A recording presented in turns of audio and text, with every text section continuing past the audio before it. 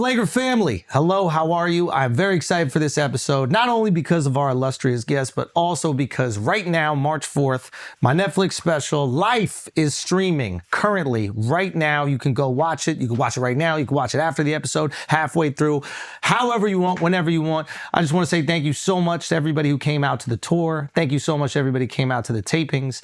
I'm really proud of this piece, man. I worked really hard on it, and I hope you go and you get something out of it. You get some laughs, get some feels, and if you want to spread the word about it, that'd be amazing. That'd be incredible. Let's blow this thing up, man. Let's blow it the fuck up. Let's set some records. I want to set some damn records. So spread the word, scream it from the rooftops, and again, thank you guys so much for all the support throughout this entire process. I love y'all. Now let's start the show.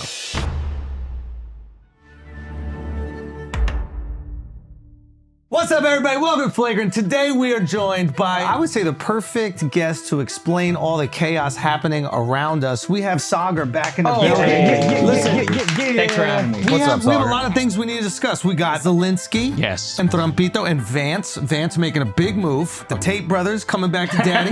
Yep. The Tate brothers coming back to the West. Yes. Shout out the West. Welcome home. Boys, Welcome home. Guess, yeah. They're like the new That'll Brittany be the Griner. clip. Yeah. Right? Whatever y'all said about Brittany Griner, y'all better keep that same energy about the Tates.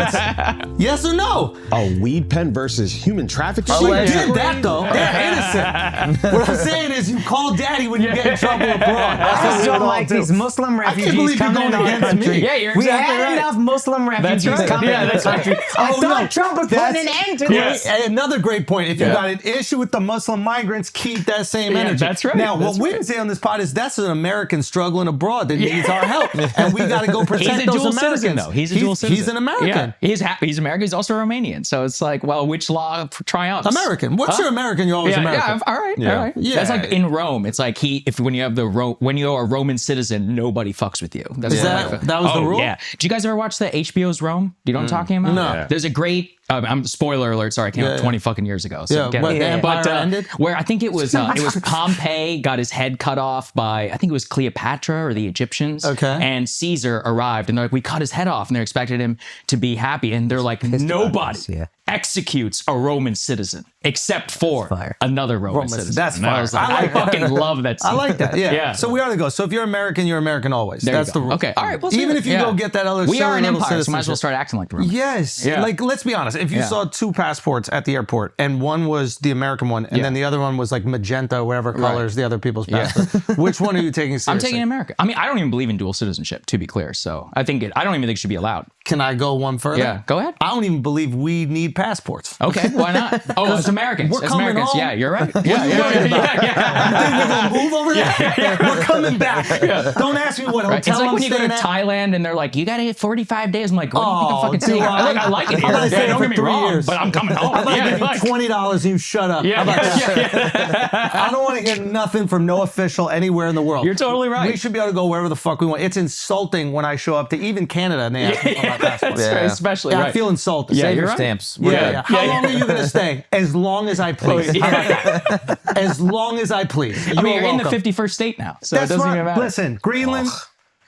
I don't even know if I want Greenland the way they're acting. You want Greenland. You want No. Oh, okay. But the way they're acting, I did want to give them the opportunity to be American. Oh, really? And the fact that I don't see a lot of like tweets on like Greenland Twitter or whatever like that, I need to see more energy and excitement. Why not? I mean, they wore their MAGA hats for Trump Jr. How Did good they was really? That? Well, I mean, there's controversy around it. Why not? Well, because they're saying that they rounded up a bunch of homeless Greenlanders and gave them MAGA hats. I don't know if that's true. They say that it's not homeless true. Greenlanders. That's what I was thinking. I was like, there's only 50,000 of you. It's not big. It's a huge place. Listen, it's not that hard to buy. Greenland. We're going to give a quarter pound of whale blubber to anybody who votes to join America, okay?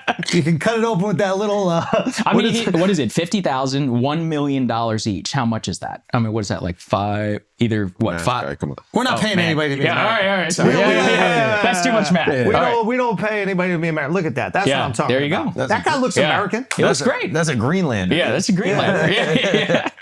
Yeah, that looks like he looks like a Dagestani wrestling coach. Anyway, listen, we got a lot. Well, what else we got? We got a DOGE. We need to explain DOGE. Sure. Well, you're the expert on DOGE now. Apparently. Yeah. You're apparently the DOGE guy. I'm the expert. I have no fucking clue what's going on. I really have no clue, but you came in today like, I think you, what did you say? What did I say? That I'm going viral. Oh, that you are going viral. Yes. You and Charlemagne's back and forth on Doge has been, I've seen it everywhere. That also could be my algorithm. We're the top political analysts in the world. Right. No offense. Yeah, you are. No, none taken. But when people want to know what's happening in America. You're the top MMA journalist, you're the top political commentator, the top comedian, you're top everything. It's just too much. Now it feels like I've been bragging. Yeah, you're like a polymath, you know? Yes, yeah. I'm that. You and Charlemagne are kind of breaking points. You know what I mean? Yeah, that's right. Yeah, no, it's the same concept. That's true. It's the same concept. Whoa. I'm liking it. Yeah, dude. Did you steal our shit? Yeah, I think I did. For smart people? You're just brilliance. Yeah. Okay, and then we got more. Like, there's a bunch of things that you are absolutely perfect to explain to us. Oh, the gold card citizenship, I want to know. Yes, yeah. I want to Go know, off on that one. like, why Steve Bannon's back around. Like, I just want to know all these things. So where do we want to start? Obviously, the Zelensky thing is the biggest. Probably, yeah. Did you watch the whole? I watched the whole thing. Can you give us your honest breakdown of it? Sure. I mean, let me disclose my bias. I've been very against more aid to Ukraine. I've been for a settlement of the conflict now for quite some time. So my bias, like, totally upfront. And so seeing that all happen was very pleasing to me. But I'll try and be just like neutral. So it was a 53-minute interaction. It was during something called a pool spray, which is, so I used to cover the White House. The way that these things usually work is you have the king chairs where Trump was in that chair, and you have Zelensky here. It's like the head of state chair. Yeah. We usually, the camera, so like if you and I were sitting, the people who are watching, there'd just be a wall of cameras right here. And it's supposed to just be diplomatic fineries. Right. Like, it's supposed to just be like, yes, Mr. President, we welcome you to our country, blah, blah, blah. For about 40 minutes, it mostly was totally chill. Even Trump was like, you guys have been very brave. If you watch a lot of this, he was very much trying to keep things under control. But there was this moment, and what happened is that Zelensky hates JD Vance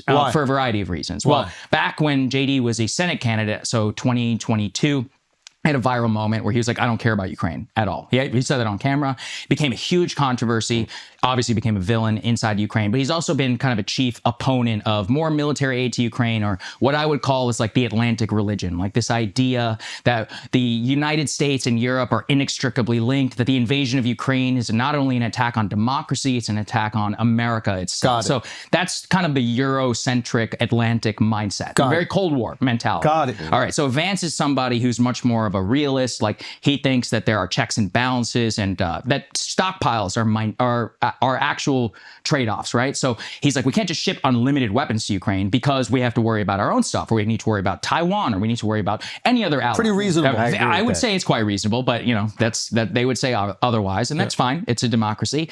But anyway, so put that all together. JD, I think, was making a statement about bringing peace, and it was at that moment that Zelensky you could see him lean forward the way I am right now, and he's like, let me ask you a question, JD. And that's when I was like, oh shit, because, well, first of all, JD was calling him Mr. President. He's calling him JD. He's got a lot of hatred there.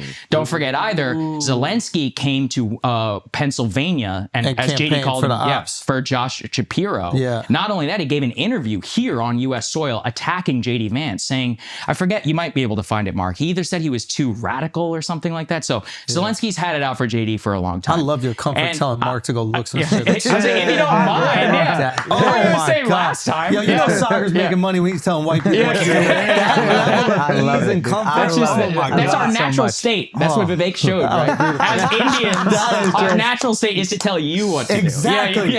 Tell that low caste piece of shit. Go Google something, man. What do you got? What do you got? He's too radical. There it is. All right. A little Google wallop. Yeah, Zelensky.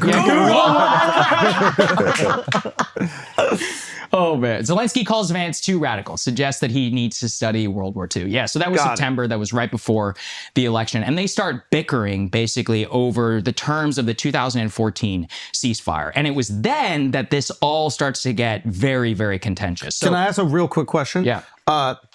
This whole meeting, was this to present the agreement on the ceasefire? Is that the idea of it? Well, there's no ceasefire yet. So it's called the minerals deal. So over the last, let's say, couple of weeks or so, the Secretary of the Treasury, Scott Bessent, went to Kiev basically to negotiate this long-term minerals deal. The terms of the deal it's kind of complicated, but like basically it would give the United States rights to Ukrainian rare earth minerals, and U.S. companies would effectively have a monopoly over that. In exchange, there would be an interest from the United States in a free and a sovereign Ukraine that would not be attacked. Now, Zelensky wants something called an explicit security guarantee. So if you attack us, we start bombing you. Exactly. So what he wants is full-blown NATO membership. That's not going to happen because it would mean Article 5 could get triggered. That would obviously bring the United States into a nuclear war. He's willing to settle for an explicit U.S. guarantee over what I think Ukraine controls now, although he's never even said that. That would be a concession for him. So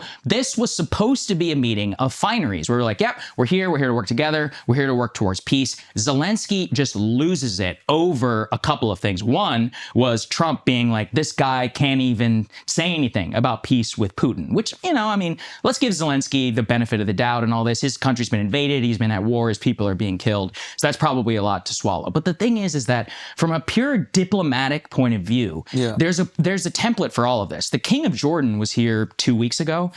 Him and Trump are huge differences over Gaza, right? Trump controlling Gaza. And Trump says all this stuff, we're going to control Gaza. Yeah, Jordan, they're going to give in. I mean, that Trump Gaza IG post was it was wild. It was wild. Fantastic. Yeah. Even the women with beards. Yes, those women with beards I think were great. I mean, it's a very progressive Gaza. That's right. Gaza's gone woke. Maybe that's why they cover him up.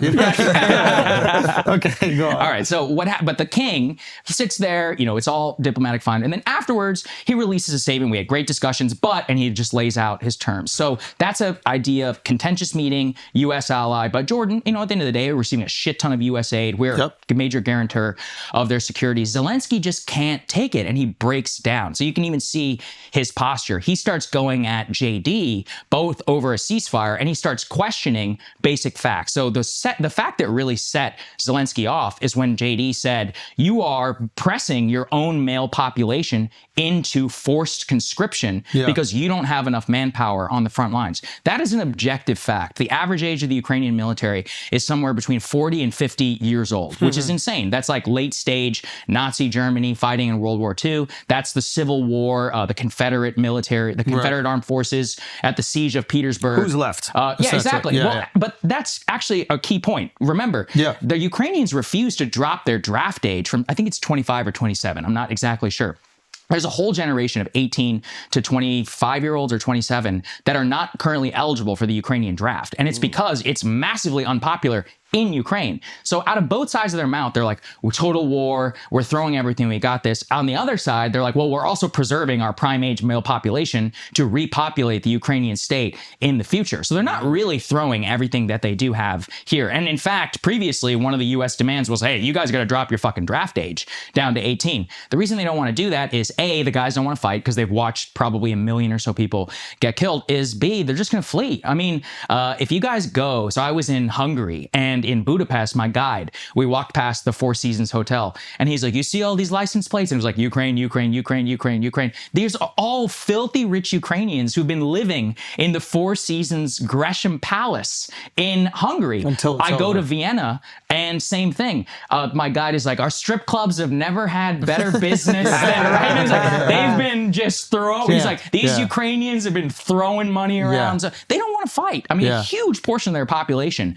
is gone. So there's all of that came to head when JD was like, you're forcibly conscripting people. Empirically true. There are videos of people, dude, sadly, even people who are mentally retarded who've been pressed into service. Probably the strongest. It's horrible. Yeah. It's horrible. But I mean, they can probably do a lot dude, but like, you can also look at the amputation. They don't even need a gun. You just send them out there. They're just ripping Russians apart with their bare hands. This is some Soviet. Think about this is like Soviet Union. I'm just 1943 I'm shit. just saying, if you want to put, what does a coach do? Okay, he finds the role. Right, Well, you're gonna thrive. hanging on They a got the drone. helmets on already. Guys, dates. First of all, thank you everybody who came out to Zany's 6 sold-out shows. So fun. Nashville, underrated city. March 14th and 15th, I'm in Tulsa, Oklahoma. Tickets aren't really moving there, so buy them. Omaha, Nebraska, March 21st and 22nd. Columbus, Ohio, these tickets will sell out March 28th and 29th. Make sure you buy them. Also, April 10th through 12th, we are making up for the shows that I missed in Tampa. Those tickets are already almost gone. Hurry up and buy them. Also, 420 shows in Denver. I'm hyped for this. You know what I do on 420? I get high. So April 17th through April 20th, Denver, Colorado at Comedy Works. We're going to be at both locations. Those dates and more at akashsingh.com. I love that. Thank you. Hell yeah, you're finally somebody. What's up, guys? World's fastest ad read, Rochester, New York, March 26th, April 27th, Portland, Maine. I'll be there with Joey Portland girls can Avery. suck dick. That's Portland, Maine, not Oregon. I'll see you guys Portlands. there. Let's get back to the show. Thank you all so much. Bye. So the feeling or the sentiment is, at least online, that the population is fractured in terms of their support of the war. Yes, which that's is not uncommon with countries no, at it's war. I mean, extremely America, Vietnam, right? It was probably divided. Well, even in an invasion, you have to remember this is a country which, as a polity, like was very torn apart. Like, it had a significant portion of their population which spoke Russian, had affinity for Russia. That's largely the part that Russia kind of controls right the now. Donbass but then region, you also have the Donbass region. You're right, the Donetsk. But also you have this new Ukrainian identity, which has really emerged very distinct from how it used to be in the Soviet times and others. So anyway, it's actually fascinating. No, I've never been to Ukraine. I've been to all around Ukraine, but never actually Ukraine is awesome. Ukraine. Like Kiev is awesome. Really? Yeah. When did you go? We went during the last war. Which one? The Crimea. Oh, okay. Yeah. So 2013? I don't know if it was that far, something like that, but it was like, I knew something was up because I got an email from Expedia and they were like, by the way, it was something like, would you like to rent a car for your trip? By the way, this is an active war zone. Be safe. But no, it's cool. We were there and it was unbelievable. Food was amazing. I've got nothing culture, against Ukraine party, or beautiful people. Ukrainians. The food was incredible. Food was incredible. Food was incredible. Yeah, I don't. Prostitutes were just so it's just incredible. Like the girl I saw at the that's strip another club. sad part of it. What is that? Just the number of Ukrainian women who apparently are being human trafficked all over Europe. Apparently, it's a disaster. Like all over Hungary, Vienna, all in terms of prostitution, they're being totally taken. We're trying to figure it out. We're trying to figure it out. It was easier with the retards, to be honest. Listen, that's fucking horrible. Yeah. But these were in Ukraine. Do you know how fucking miserable those people in those countries they're going to are going to be? Those people are going to be fucking furious. Because I saw a girl who had areolas like church wafers, dude. They were the whitest areolas I've ever seen in my entire life. And I had to go to 4 different ATMs to get enough money I could pay for it. No, but salute to her, man. You know, shout out Zelensky. Anyway, okay, so it seems like there's waning support. It seems like there's waning support because they're all in the strip club with the white nipple chicks. 18 to 25. No, they're gone, strip bro. club, They're gone. bro. Yeah, or they want to leave. No, so I anyway, had to fake an orgasm with it's her. a problem. So I had to fake an orgasm because I had sex once, and then my boy had a girl, and then he had sex, and then he went back for number 2, and I'm just sitting on the couch with this poor girl. I don't want to hurt her feelings, so I take her back, and I got the udon noodle. My shit is not even close to hard, and then I just kind of pumped away for a little bit, and then I was like, ceasefire, ceasefire, ceasefire. ceasefire Ukrainians can support. Exactly. Yes. Okay. So you were saying. Okay. So in this meeting, also been to Russian strippers too. Okay. I didn't do anything. Didn't touch them at all. Right. Just want to let Makes you know. Sense. Yeah. Well, you probably should. You should. I say wouldn't. It. All right. So what we have in this meeting is not only all of this beef around conscription, but really what happened is that Vance started to get very frustrated. And he was like, you come here to the Oval Office of the United States. You disrespect this office. Yeah. The worst mistake Zelensky made is that as Trump is getting furious, This Zelensky. is the line. This was the line. Yeah. He's like, you have no cards. You have. You remember this? The line to what do me you think? was the line to me that ended it was You don't have to worry now, Oh, but the in ocean. the future, you have an ocean, so you don't have to worry now, but in the future, you will worry, or something like that. Yeah, that's right. He was like, don't tell us what to be afraid of. Yeah. I mean, this is Trump. Like, Trump is not only transaction, it's about respect. Apparently, they told Zelensky to wear a suit before he came, and he didn't wear it. Zelensky decided not to. And he's Trump an called him out. actor. Did you see Trump Yeah, he call goes, him out? oh, it was you're great. I dressed. see you What did he dressed up. say? He's like, you dressed up. Yeah, You dressed up. it was that's fantastic. right. But that line to me is where he lost everything. Absolutely. Because you're threatening. Yes. He's basically acting. He's been acting this way for 3 years. That's the shocking part of it. Is he has this false. Oh, look, I mean, this is where I'm going to put my own bias on the table. Yeah. Let's look at all of the arguments for supporting Ukraine. Number one is that we need to defend NATO, and you're like, okay, well, Ukraine's not in NATO. Yeah. Okay, got it. Two, we need to defend democracy. It's like, yeah, I mean, it's a democracy in the way that any corrupt Eastern European country is. Zelensky's canceled elections. Their parliament or their constitution says they can't even hold an election during wartime. He has banned opposition parties, censored the media. I mean, it doesn't look that democratic to me. And actually, one of the core demands of the United States is like, hey, you need to hold an election. And he's like, no, we can't do that. Can't possibly we can't have do that. Yeah. until even in his interview on Fox News afterwards, they're like, would you resign? He's like, that is up to Ukrainians. I'm like, how? They can't vote, dude. Yeah, it's like, how does that work? Yeah. Three was, okay, and this is the most sinister and the disgusting one, is, well, we need to support Ukraine because we're weakening Russia, which means what? Which is that we are forcing the Russians to pour millions of men into Ukraine and kill as many Russians as possible. And somehow that's in the national interest of the United States, is that we're weakening Russia and we're making their economy poorer. Here's the thing. Russia's not like here. It's also not a democracy in a sense. They don't give a shit about a million guys who get killed. Go look at their history. What always happens? The war's a disaster. It's a total shit show. They make up for it with the vast, population that they have. They pour as many people in there very inefficiently. They kill a shit ton. And for some reason, the population, I mean, they don't love it, but they're not rioting in the streets in the way that, in America. Yeah, it's like, dude, it's part of their lore. Like in the Soviet Union, they lost almost 20% of their population. That's a foundational myth of their country. We went to Russia as well. We did comedy, and we did comedy in Russia. Not what that actually must be hard. What we did in Ukraine, and so basically, when I was asking them about this, and I think that what they have culturally is a lower expectation of happiness. Absolutely. You're absolutely right. And the advantage of that is there's like a suffering built into the culture. It's in their story. Yeah. Like their story going back to the 1600s is just invasion, is projection. All of Russian national security policy, all the way back to the time of the czars, is what? Defense through depth, is vastness. Yeah. Our population, we conquer as much as we can,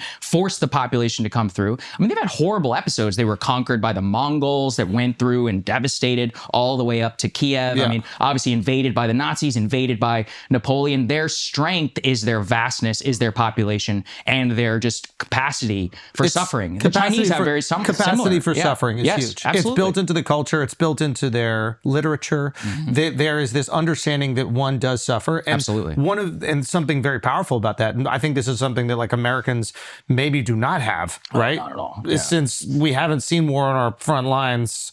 And I'm talking about actual war since the Civil War. Oh, yeah. That's the closest we ever came. And remember, what was that? 2% of the U.S. population was killed. Remember, they got 20% of their population that was killed. They had general orders during Stalin, the not one step back policy. Stalin's son was captured and he threw his daughter-in-law in prison because they said any person who gets captured, your whole family is going to the gulag. That is the DNA of the Russian state. I don't know if this is like a benefit to this, but what happens when 20% of your population dies and it's men is that any man that's alive is like an absolute has 6 women. Yeah, that's right. And this is why there was no standard for like not being an alcoholic or not being a piece of shit. That's like, interesting. Yeah, that's true. It literally, because if you had a cock that worked, that was the only way to continue procreating. And I spoke to a guy who was like taking us around Ukraine. He was like essentially our fixer right there.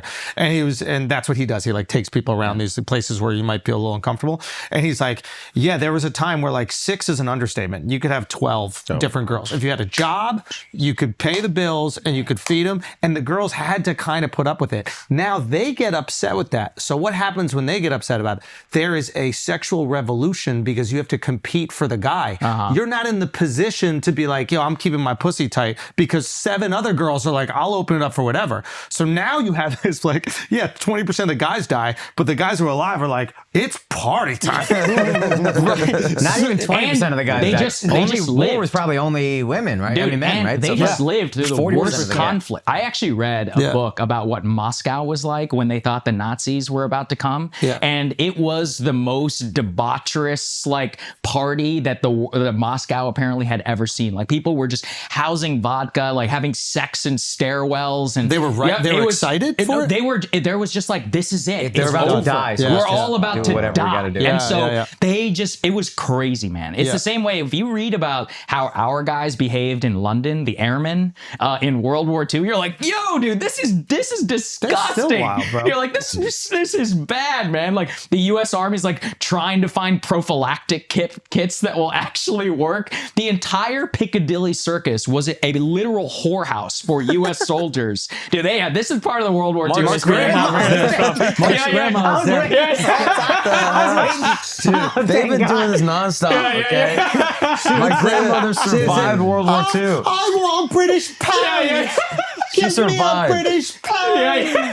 The Barely audacity. survived. She was The in Piccadilly audacity. Circus. She was in Piccadilly. She ever goes to pictures in Piccadilly She was in Circus? a bunker. Okay? Yeah? No, She was she in a wasn't. bunker. She had really Right. nice stockings. Apparently, that's what they really Don't like. you dare. Dude, no, dude, you U.S. guys are soldiers crazy. were He's a paid. fucking U.S. hero. soldiers were paid 5 times the wage of a British soldier at the time. The guys had no chance. The Brits were furious about it. They're like, our invasion is here of these Yanks. And we're like, everything. they're oversexed, overpaid, and over here. That was like a huge thing. You know what's fucked up is like all my family was over there at that time.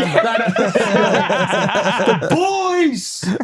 Wait, you said Russia doesn't care about losing people, but why did They don't they care as much about it. but Yeah. why did they recruit North Koreans to fight for? Well, that's actually an interesting thing. So first, I think the North Koreans want battle experience because they have one of the world's largest militaries. But 2 is the North Koreans have tons of ammunition. They have a stockpile. And actually, this is a useful thing for geopolitics. I saw a tweet today. They're like, why is the world take Russia seriously, like smaller GDP than Texas, you know, all of this. And I was like, the answer is like 9,000 nuclear weapons. That's it's it. like the same thing with North Korea. I don't even know what the North Korean GDP is. Like probably a county in natural like Joplin, resources. Mississippi. You know what I mean? Like, It's nuclear weapons and natural resources. Yeah, of course, right. Because if you just have one, you can't really compete on the global Absolutely. stage. Yeah, that's right. But when you have nuclear weapons and you have oil and gas, Of course. no one can really tell you what to do. Yeah. Bro, I was in Istanbul. Yes. And I saw the Russian oil ships coming through because they have to go through that. Yeah, that's right. What is that little Bosphorus. Bosphorus, Right. yeah. I think that's what it is. And they basically took away the Russian lettering on the side of ships. Right.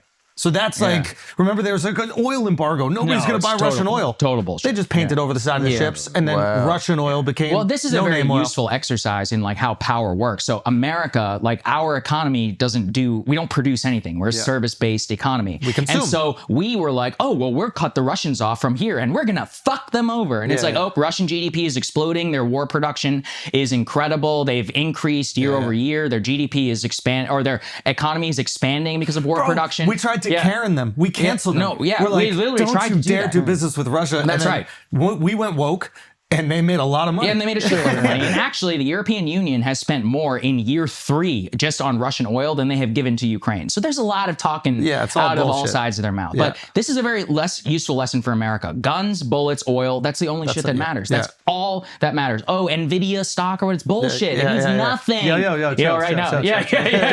In a war, We need it this means market to nothing. hold. We Yeah. need this market to Well, hold. actually, I don't think it's going to hold, man. We need this market to hold. There's some bad signs on the horizon. Stop it. Oh, yeah, that's interesting. Yeah. What's happening? Oh, What? goodness. I mean, check what's the S&P 500? Oh, God. I don't think it's good. It's been dropping like 1.5%. Yeah, but NVIDIA showed like, big earnings, and they have a new chip that's going to do really well. Actually, but I their lost a lot of stock Bitcoin. I did need to not buy it pop. back. Look lost over the a last lot of month. Bitcoin. Yeah, I the need to buy it S&P is back. flat on the month, which is not great, but it's been dropping a little bit from some Yeah, of there's the some signs that it looks early like there might highs. be. Yes, a I mean, don't get me wrong. It's like we're still doing fine. Like, I we're hit up doing my okay, guy, but- and I was like, are we Crypto's in the selling? tank. Say again? Crypto's in the tank. Yeah, crypto's in that guy. But Okay, not really though. It's like when Bitcoin crashes from 100 to 80, you're like, come on, bro. Like, you know what I mean? It's like, like 2 months. That's kind of crazy. Okay, sure, but I'm not saying. Okay, it's like, what does volatile. crash mean? Like, and this is also where we should be honest about the S&P, where it's like, look, it's still up 20% on the year. don't even talk about like S&P. Like, it's fucking fine. Just talk about NVIDIA. Like, you got to speak about NVIDIA. What is NVIDIA right now? Find out. But you got to speak about it in the same way as Bitcoin then. Sure, yeah, absolutely. If you're going to look at that exponential growth over the past decade. Listen, I'm saying in terms of like national character. Like, for example, I've been thinking a lot about this with cars. Look, American cars, like if we're being honest and if we had a totally free market, I'm buying a Chinese EV yesterday. Wait, what? Like, are you kidding me? They're incredible. There's this guy, Forrest Auto Reviews. He's so good. He does all these videos showing BYD, the Xiaomi cars.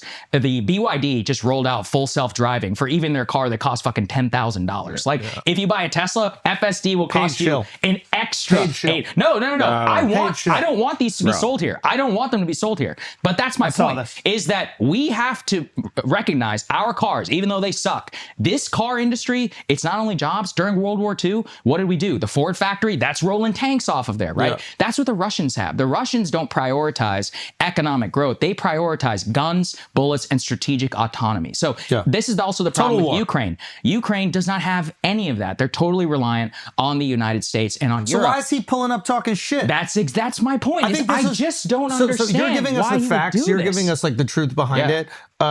You're acknowledging your bias, but 100%. But I think most Americans are just reacting emotionally to this. And of course, which the they idea, always do. Of course, as people do. And it's important to speak to them at the emotional level because that's where most people lie.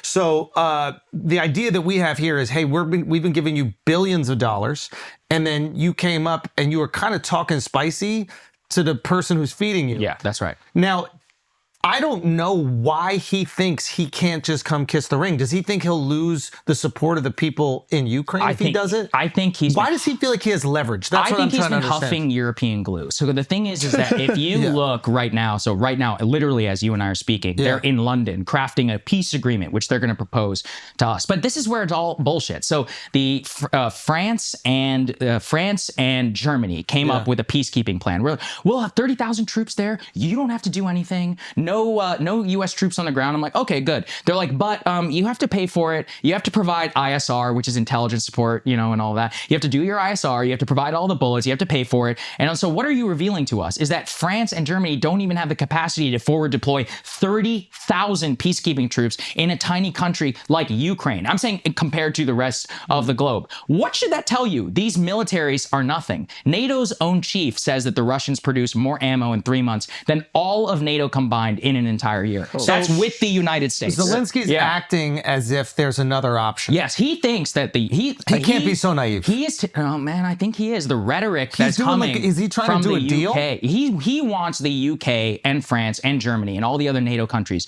to give him a security guarantee before he will provide or he will sign any ceasefire or any deal. But again, as I just told you guys, any peacekeeping deal signed by France or Germany is bullshit because without the United States. They don't have anything. So here's the thing. Why? They're paper tigers. I heard what he said. Yeah. I heard what he said in it, where he's essentially like, hey, we could do this ceasefire agreement, but they haven't respected ceasefire agreements in the past. Right. Which I understand. No, he's actually correct about that. So he's like, why would this matter if I do a ceasefire agreement if we know for a fact that they don't respect it? It matters because Uncle Sam is the person who is signing underneath it. Well, that's the fundamental difference. We've also signed protections before for the Ukraine, if I'm not mistaken. You talking about Budapest?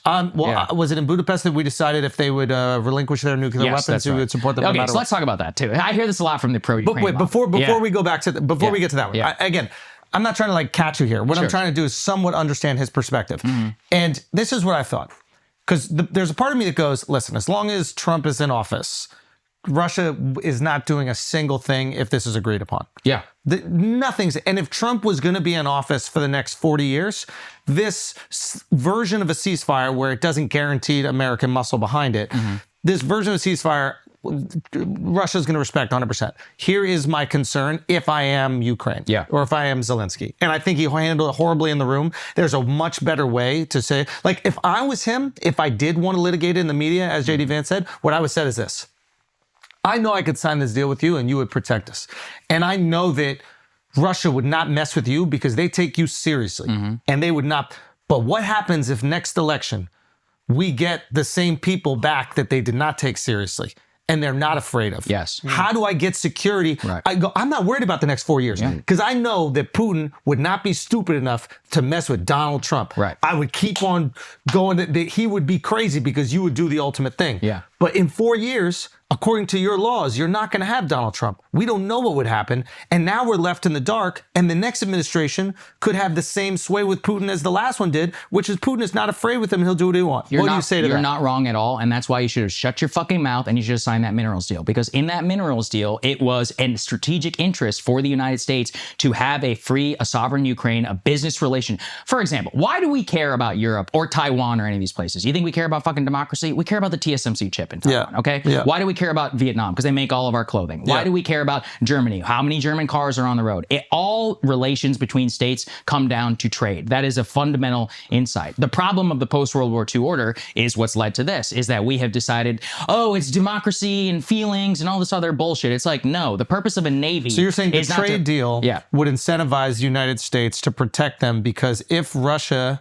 invaded any further and it negatively impacted Bingo. The our United resources, States economy, yes. Now, what if they invaded further, but it didn't impact the places where our resources came from? Yeah, well, that's a bigger question of whether we should even have NATO membership for a lot of these countries. Look, it's settled. It doesn't matter. The U.S. Senate has ratified the treaty, but there were a lot of people in the 90s when they were talking about NATO expansion into Latvia, Lithuania, and Estonia were like, guys, this is in the traditional, not only sphere of influence, but what compelling interests does the United States have in these three countries? Like bilateral trade of those three probably does not even equal bilateral trade between us and a single province or a single state in Mexico. Like, and see, this is the thing. We don't want to talk in balance sheet terms, and it's important. But coming back to your point, you're right. But here's the problem. You have no leverage. And at the end of the day, you do not matter to the United States. And this is my bias again, but at the end of the day, the United States has no compelling interest over who compels the Donetsk region of Ukraine. They just don't. In fact, all of Ukraine, even before the invasion, ranked like 50-some billion bilateral trade with the United States. That's 1/4 of what we do with Brazil. If Brazil was invaded by Argentina, I'd be like, see ya. You know, like, good luck. Work it out. I'll buy my coffee from Colombia. It's amazing. You know what I'm saying? It's amazing the arrogance. Like he must know something we don't know. Well, by creating a financial alignment, I feel like he loses even more leverage. Like by creating an ideological position. You're exactly right. It gives him more of a position. Well, because on that plane, can you explain that, Mark? Real quick? In my mind, like if you just make it purely financial, then Russia could now broker a deal and be like, hey, if we control which they did. They said that. They were like, hey, we have rare earths too, by the way, in Russia, which they do. They actually have a lot more. So by making it like purely like financial, now Russia could just come in and be like, hey, it's a race to the bottom. We'll just beat them on price. Or we'll go, You're totally correct. Or Russia could go, we're going to invade, we're going to take over those resources, and then you can and we're going to give them to you for half price. Right. Yeah. I mean, and you know what we would say?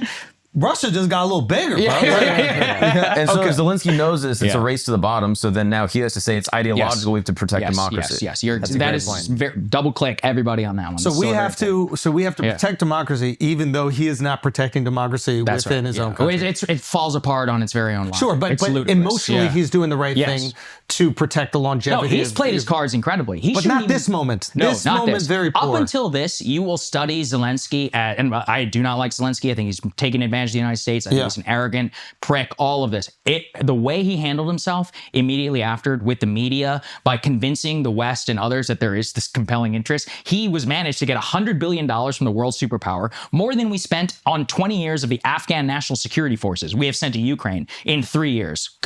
Think about that. That's fucking insane. The greatest transfer of military aid in modern U.S. history. On top of that, he convinces all of these European nations, Germany, France, the great powers, not only to come to his defense, but to tie his borders to their own and say it is a strategic interest of the French, of the German, of the UK people to make sure that we're compelling. And, you know, in the beginning, a lot of them did support that. But, and this is where it all starts to fall apart, now we're watching what will actually happen with the Europe led by Europeans. So when we look at the polling that's in the UK and France and in Germany, they're like, support for Ukraine was sky high. Now they're like, should we continue or should we have a deal? In almost every country, it's flipped. So the Europeans are now in a position where they would probably have to increase military aid to their maximum capacity, give them everything not stripped down to the ground, and they would still maybe I don't know, maybe 1/6 or something like that. And it what wouldn't the United matter States to Russia provides. because Russia no, just it wouldn't keep matter throwing at all. bodies I mean, at already the United States, we have given Ukraine $67 billion in military aid. That's more than every other country in the world combined, right? Yeah. The Europeans are like, oh, we've given Ukraine a bunch of aid. It's like, bro, you've been them fucking refugees. Yeah, but I'm saying no matter how this is bullshit. But I'm right? saying you could throw guns and bullets are the only you thing can throw that 10 trillion at Ukraine and Russia will just match it with dead bodies. Oh, yeah, almost certainly. I mean, it's a little more complicated than that. I think the only thing that would really change is nuclear weapons on the ground, but which is not happening. But that's actually, let's return to that, because one of the ways that the Ukrainians often bring up why America not has to support them and not just should is the Budapest agreements and back the Budapest memorandum, which was in the 90s where they agreed to give up their nuclear weapons. And in exchange, the United States was like, yeah, we'll, think about protecting you. Oh, it's not, we're going to protect you? No. And even if we had said that, it was never ratified by the U.S. Senate. And this is where you have to flip it and think about the Russian justification for invasion, where they said, your Secretary of State said, we will not expand NATO. That's true. Our Secretary of State, Burns, under George H.W. Bush, he was like, look, we're not going to expand NATO. Don't worry about it. They were like, okay, that's the position of the U.S. government. Well, what changed? They lost the election. Bill Clinton came into office. George W. Bush came into office. They changed the policy. But the thing is that the Russians are like, but you said it. And what we would say is, yeah, what you just said, the administration at the time said it. That didn't make it the treaty binding obligation of the United States, where 2/3 of the United States Senate ratified we will never expand NATO. So no, it's not fair to say that America guaranteed. That's not how our system works, nor should it, right? The word of the president. It's not a king who sets foreign policy it's in for all perpetuity. time. Exactly. And so the Budapest Memorandum, yes, it was a policy document, but it provides no obligation from the United States to lift one finger for Ukraine. And if we think about, again, where the Russians are coming in, they're like, okay, so in the post-Cold War era, you guys bombed Kosovo. Is that in NATO? Why was that a NATO operation? You guys, NATO literally took out Gaddafi. One of the things that the North Koreans always tell us, because we're like, hey, give up your nukes. They're like, I'm not giving up my nukes. Gaddafi gave up his nukes. You shoved a rod up his ass and blew the shit out of his own country. What a dumb idea to give up your nukes. Do you think they would ever give up your nukes? Kim Jong-un will never give up his nukes. But if I was them, I'd be like, fuck you. If I was never any gonna country in the happen. world right now, Why would you? I would be trying to develop them. Yeah, that's exactly right. In spite of whatever agreement is going on. It's the only thing that maintains your security. You're absolutely right. Yeah. And Libya proves that. Iraq proves that. The North Korean regime surviving to this day proves that. And Russia, its ability to invade Ukraine and frankly get away with most of it is what? Nuclear weapons. So is this an argument? Love that reality, is this an argument but it's just true. For Zelensky then? If we cannot trust the daddy country, i.e. America in this situation, to protect, then why make a deal that you know that they won't reinforce? I mean, okay, so then you're just going to fall apart without us. Don't fall apart. Say, we will say, give us nukes. Okay, yeah, he could say that. We'll just say, no. No. Next question, right? Say, give us nukes. You know what I would say? Develop it yourself then. If you're so great, you have all these great scientists, all this, go ahead. Nothing's stopping you. You can do whatever you want. All right? Well, usually we do stop them. But if if they're trying to enrich, I'll tell them this. If you guys want to go for it, go for it. I mean, you literally will. First of all, you're being invaded. Second, I mean, your country, their own analysts tell us that they'll fall apart in 3 months after the cutoff of U.S. aid. This is, again, just where we have a small nation that thinks it's a great power and can dictate terms. Why do they think to that? The That's United what States. I don't understand. I think it's the Europeans. Where's the I really Kool-Aid? do. So the Europeans are propping him up and thinking that they're like the last line of defense for democracy. I can't fathom. How do you not read a spreadsheet? That's where I do. I'm like, bro, look at the number of bullets coming in. I'm just a moron. I'm not even talking about the spreadsheet. I'm talking about like, what interest does Putin have in expanding Russia into Europe? Well, here's the thing. Look, I mean, does he have an Have interest? all those resources. In tradition, Russia controlled vast swaths of all that territory. Latvia, Lithuania, Georgia, all of these parts were a traditional part of the Soviet or the Russian Empire. But here's the thing. 3 of those countries I just named are in NATO. So the interest you have to not do it is to avoid nuclear war. Also, Russia is a Christian nation. That's true. So I don't understand why he would expand west into Europe with all these Muslim countries like England and Germany and keep France. talking to him. You know what I mean? Like, Go ahead, tell him. Why do you want Muslim nations added to Russia? I don't understand. It's that's right. He actually does use a lot of that, though. Really? He talks a lot about the Orthodox Church and about how Ukraine is attacking the Russian Orthodox, which is true. It actually has been happening. That's my and boys. they're attacking the Russian Orthodox and how it's like a defense of Russian whatever. I don't like that stuff. But, So okay. How does this this play out in the very near future? What do you think happens? Near future, Does what's he going to tuck happen? Does he tuck his tail? And He then refused to. He had Fox interview immediately afterwards. He had hours to think about it. He did it live. He was 4 hours in between to apologize. He didn't apologize. He just said no. He's like, we had to have honest dialogue. Like, he's huffing the European. Like, he believes that Europeans can protect him. He's in London, literally, as I said, as we speak. And the near future is they're going to propose some peacekeeping plan. America's going to say no. Why should we pay for that? Why should we continue to do it? And it'll be, look, it's up to Trump too. I mean, if I were Trump, to continue weapons flowing into Ukraine when they're actively working against your policy is ridiculous. Like, I think that Zelensky needs to find out tomorrow what reality, and this, again, this is my personal opinion, moving from analyst, this country, its greatest victory is survival. You get to live. Do you know how lucky you But they are? don't. That's what I'm trying to say. Yeah. Somebody's drinking a Kool-Aid over there. I don't know what the fuck it is. I don't get it. But yeah. I mean, I do get it in a sense. Would I accept that? No, but I'm an American citizen. We have nukes. We have the greatest military the world has ever seen. And I want to hear what you're saying, but like, please. I don't get it because let's just be honest here. There's only a few countries. Every other one exists based on the relationship. That's right. Spheres of influence theory. That's what you're talking about. Exactly. There's not like China's a real country. That's Russia's right. a real country. China, America's India, a real Russia, country. the U.S., India's UK, Germany. Like UK, Germany. I don't know if they're real. I mean, they have nuclear weapons, so like, you know, it buys you something, okay? And they have what, G7 economies. Like, they're not ridiculous Aircraft and low, carrier. but they are definitely going downhill. If you can't bang on your own, you're not a real country. Okay, I agree with you, by the way. I'm totally with you. Yeah. But I think when you have a nuke, you can do something. Fair enough. Yeah. But now, doesn't real quick. Yeah. So the point I'm trying to say is, like, if Ukraine cannot defend itself, yes, empirically they cannot from Russia, there's no chance. Yes. Without the support of these other countries. Yes. You can't dictate to those other countries what the policy is. That's right. Right? Because you don't have sovereignty. That's right. You're not really a sovereign nation. Absolutely. You are a sovereign nation as much as someone else will protect you. You are a vassal state. Yes, you are a vassal state. If we think about the old, this is the issue with the way that we talk about this stuff, is that Americans, and unfortunately a lot of people, don't want to speak. In reality, is America, the rules-based international order, is that for the benefit of everybody else, or is it the benefit of the United States consumer? Like, let's all be honest here. Like, that's one of the things I actually love about Trump. Trump is a mercantilist. He says shit where he's like, yeah, we'll protect you. You have to give us 500 million in minerals. Or billion in minerals. People are like, what? No, democracy, all this other stuff. It's like, guys, we protect democracy, but one of our greatest allies is Saudi Arabia, which fucking kills gay people. We don't give a fuck. It's like, oh, you have oil? Okay, let's go. They don't kill gay people anymore, okay? They're promoting a lot of boxing matches. We're doing great work over there. I apologize, Sheikh Mohammed. There you go. Sheikh Saeed, please. They're doing fantastic work over there, okay? It's just, we've been told for the longest, Russia's the enemy, Russia's bad. Why all of a sudden are we okay with just like, hey, Russia, you can invade another country and take their land? I think that's a fair question, and it comes down to I feel bad for the people who really believe that and are now watching how geopolitics works in real time. Like the idea that the United States, who invaded Iraq for literally no reason, is going around dictating, legal and illegal.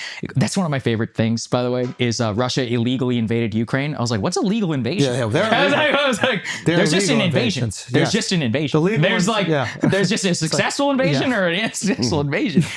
But to return to your point, that goes to the religion. That's what I was talking about, the Atlantic religion. This idea that all borders are sovereign, that they do not change from post-World War II. Countries don't just invade each other. And I don't think they're wrong. The real politic answer for that would be invasion. All of that is bad for business. But the point that comes down to it is, what compelling interest does the United States have in continuing this war? Not only for our economy, the United States consumer probably paid an extra $1.50 for gas for 2 straight years because of Russian sanctions. It was a disaster for our economy. I actually think it's a huge reason Biden lost the election, if you think about a lot of the inflation, where that came from. But even more so, what we know at the end of the day is that we cannot change the reality of this war without direct United States intervention. But shouldn't it be the interest of the world to not let countries do that? There's no such thing as the interest of the world. What stops Russia from just keep doing this. Well, that's what stops Russia. Well, NATO actually is that we have NATO membership around all of these other countries, and they're not going to invade because we're going to nuke them. But every other country in the world is like, first of all, we have no obligation to do it. But second, what is the impact on America? Do some deals. I think Saagar's point is Russian oil. All this shit is propaganda. Like all this, and the U.S. is kind of a victim of its own propaganda. It doesn't need to be our enemy. There's no reason. If we since 1991, there's literally no reason. That's what I'm saying. Like, why are we at? Like, let's. What is that? What is it? The McDonald's theory or whatever? Like two countries with the McDonald's haven't gone to war, which I think they have now. Kind of stupid, but But the idea is like this mutually assured success.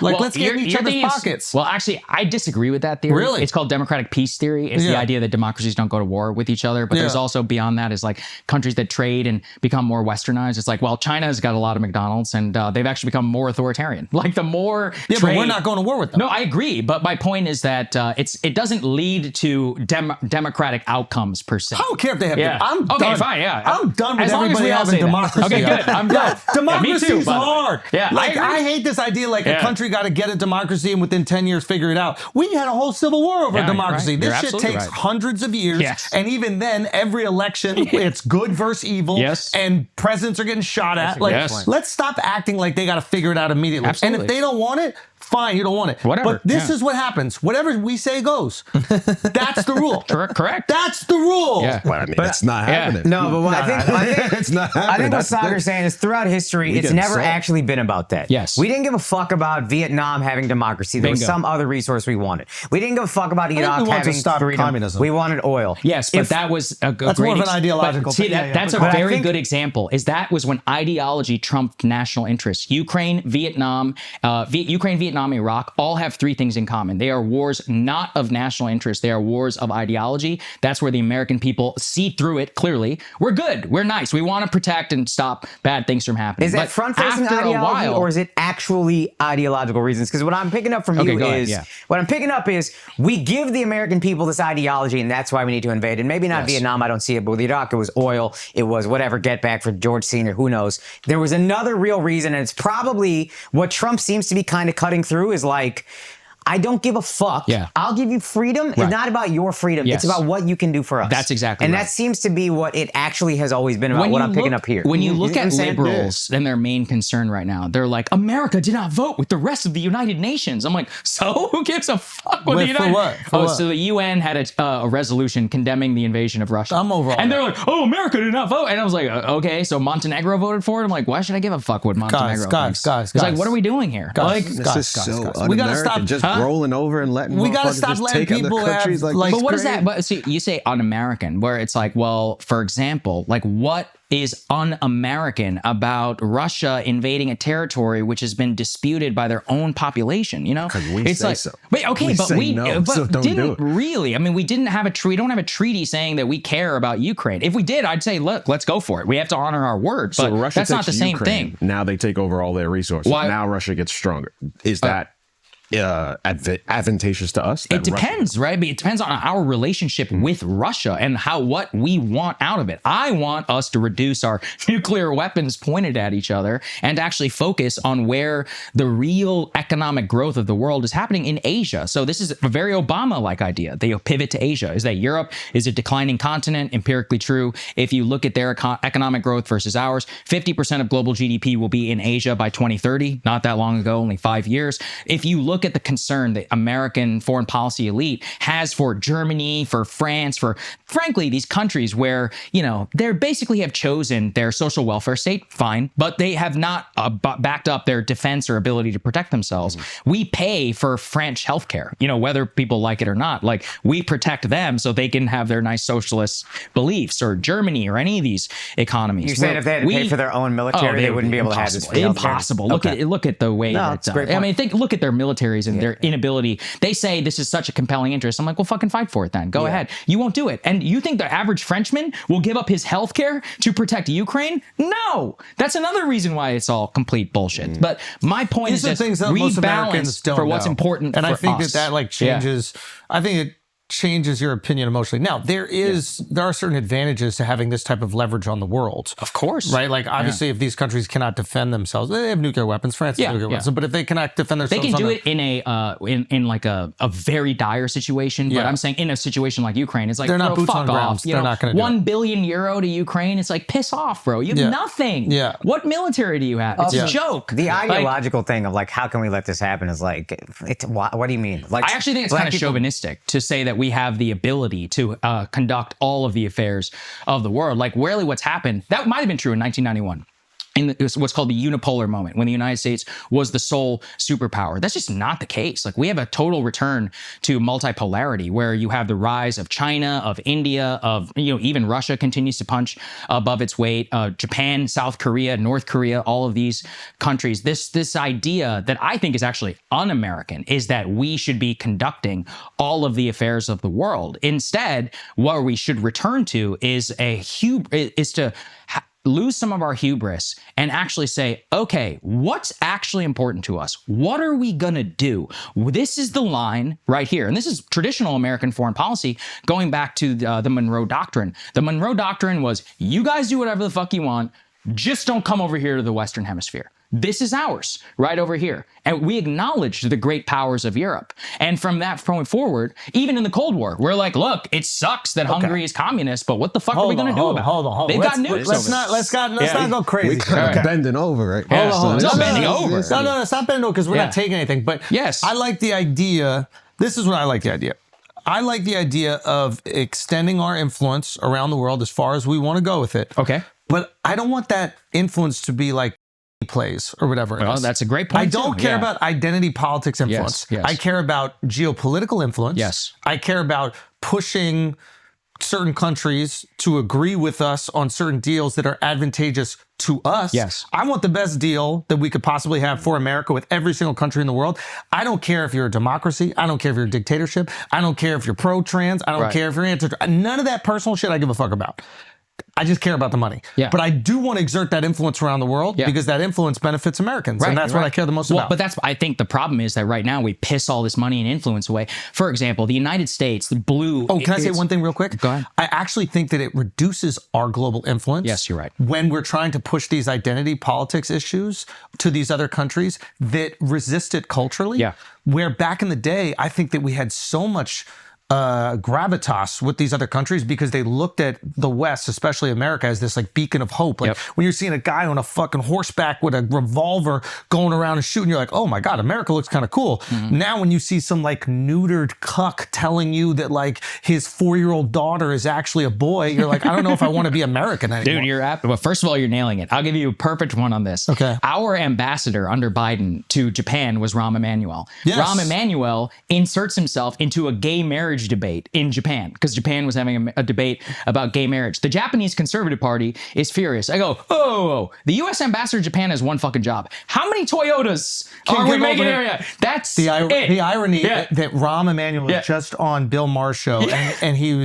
said this sentence. Yeah. He goes, we need to get back into the education of the kids in schools. He says this specifically because they were talking about like Chicago and all these like Dem cities that were like kind of struggling.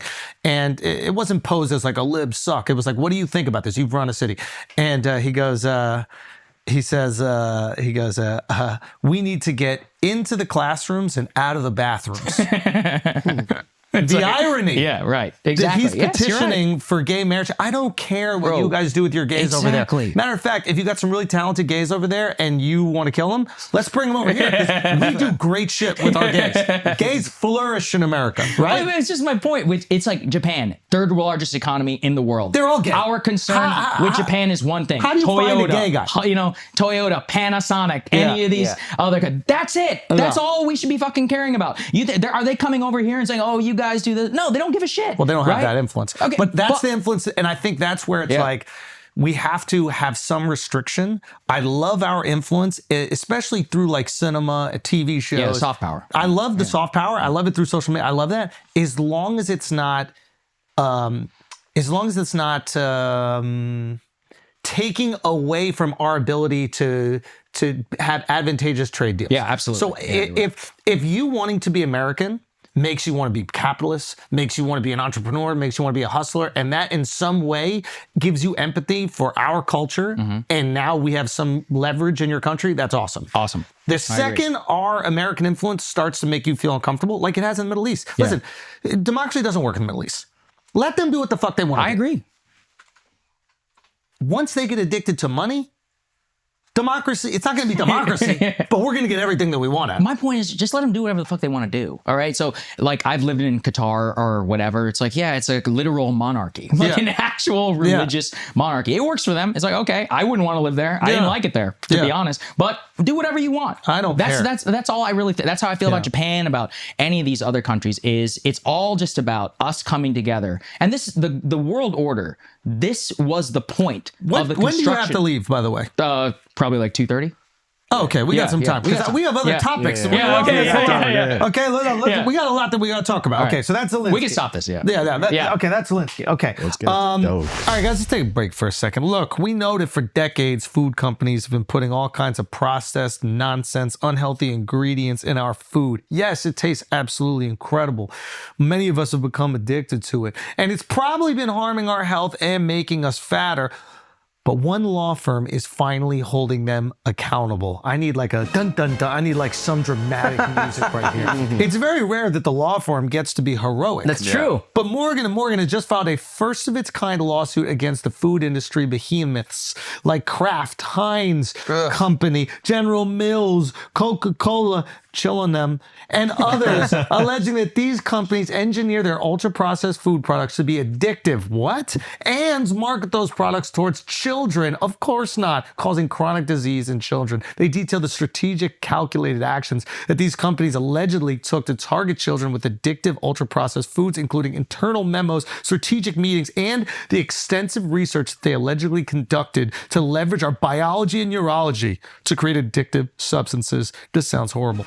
Now, Morgan & Morgan is committed to fighting for the people and for the families. If your child has been diagnosed with one of these diseases, you may have legal options. They've helped thousands of families seek justice against big corporations, and they're ready to fight for you too. Learn more at forthepeople.com/flagrant. That's FOR, thepeople.com/flagrant. Now let's get back to the show. Guys, I have some fantastic news. After years of our beloved Shifty posting our clips on TikTok for absolutely no monetary gain at all, finally, TikTok is paying us.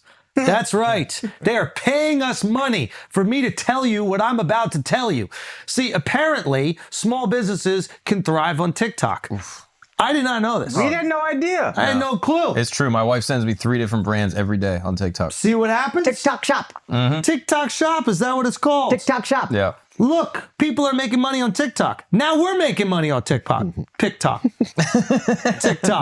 Okay? Now it's happening, finally. I think for 5 years we've been posting on TikTok. Billions of views. Because Shifty's a genius. Yep. I don't know if I got paid a penny. Nope. Turns out 7.5 million U.S. businesses are on TikTok, employing more than 28 million people. Yeah. Wow. I'm losing thousands of dollars every month because my wife is buying stuff. You know what I mean? I've been losing tons of money buying stuff on the TikTok shop. If Uncle Donald did not save TikTok, where would we be? I know where I would be. I'd be talking to my wife before I go to sleep at night. I know that. Yucky. Instead of both of us just doom scrolling. Now I know this. So Donald, unbeknownst to him, maybe, I don't even know if he knows that there's 28 million people employed by this TikTok. It seems like TikTok does good for them. It seems like it. I think that's what they want us to communicate with this ad. The only thing I care about is TikTok is paying me money to say this. Yeah. They're but paying you want to do your own money research. and you money and you money too. It's good for our small business. TikTok is supporting our small business. Yep. Finally, TikTok. We've been waiting for this.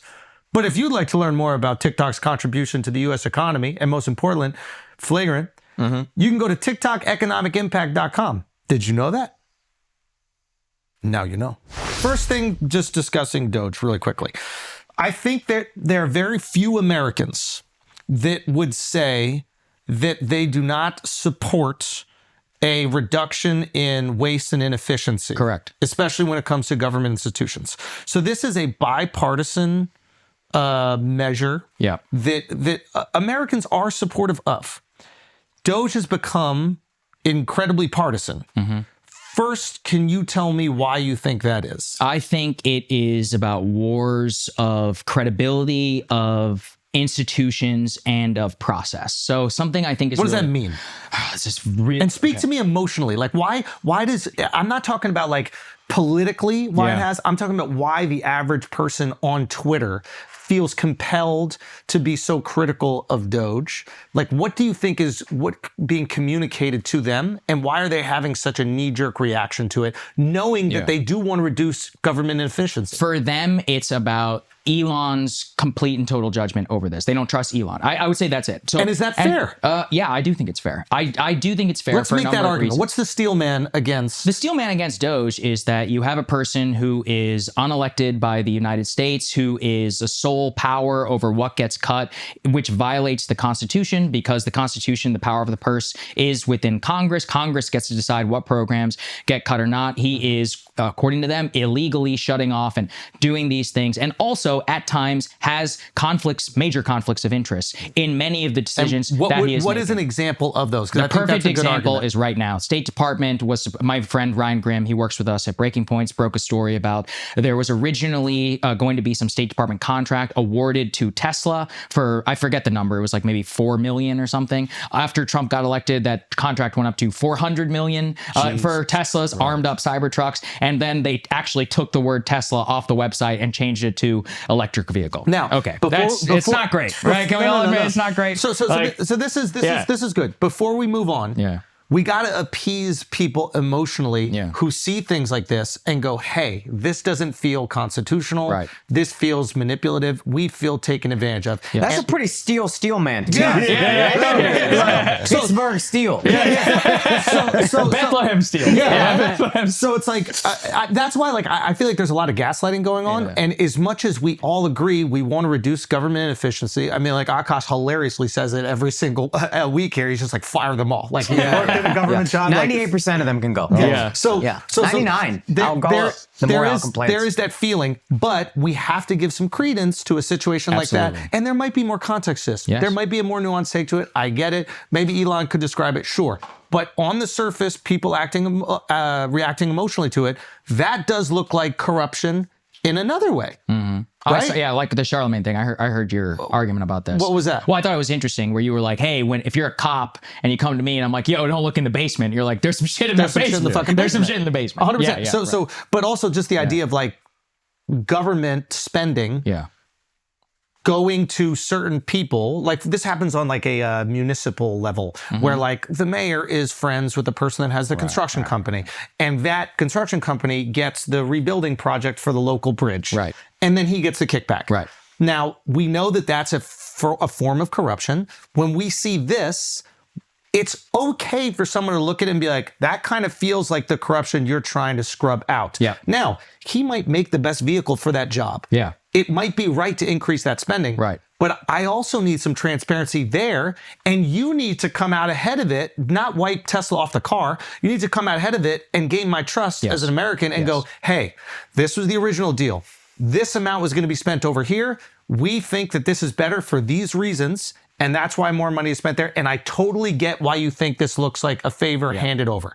Like, stop. The American people are done being lied to. And when we see shit like that, we have such little trust. It's almost like a girl who gets cheated on by every boyfriend. They kind of should have little trust. They're not wrong. They're correct. The girl that gets cheated on by every boyfriend. The second a dude is talking to a waitress and she's laughing, the knee-jerk reaction is, oh, that motherfucker's cheating too. So that's what we feel like when we see that. Yes, you're right. And I think it is important to talk about it in that way. And that's where it comes back to process. So like you said, we've got DOGE, which is kind of unilaterally deciding what and what is not gets to be spent according to them. And so one of the interesting things I took away from your thing with Charlemagne, and if I were Charlemagne, what I would have said is, Andrew, it's fine to look, but they're not looking, they're actually acting. And the acting is the part where I think a lot of the liberals are I think correctly upset. I mean, let's be honest, like if George Soros or whatever was deciding what is what not getting spent, I mean, we would freak the fuck out. You're okay with it. You be not you, but like let's say conservatives are more okay with it because your guy is doing Elon. The cuts. That's right. But if it was George Soros is a perfect example, they would would rightfully they'd be like, this is a constitutional crisis. They're like, we need January 6th again. You know what I mean? Like, it would be wild. So then maybe the best way to do this is have DOGE look into it, share the findings transparently, what they are doing, and then hand it over to it would be Congress. So Congress to if make you the want cuts. to do this, like, and this is, you know, remember when I said process? Yeah. That is actually a huge part of it, because the real problem that they have is the unilateral decision making, the conflict of interest, possibly being over that. I mean, there have been a ton of shit like that, like the NLRB and other things. I've sounded like Crystal right now. She's got a list like 15 pages long of all this conflict of interest stuff. And you know what I have to say? I go, yeah, you're right. I was like, you know, empirically, this is not good. Like, when you look at it in that way. And now, if he had sold all of his Tesla stock, if he had actually offloaded all of this and he was still doing it now, I would have a lot more trust in that. And I think most people would too. Absolutely. And I don't think that members of Congress and others should be allowed, or anybody in the government should be allowed to be able to even have the appearance of corruption,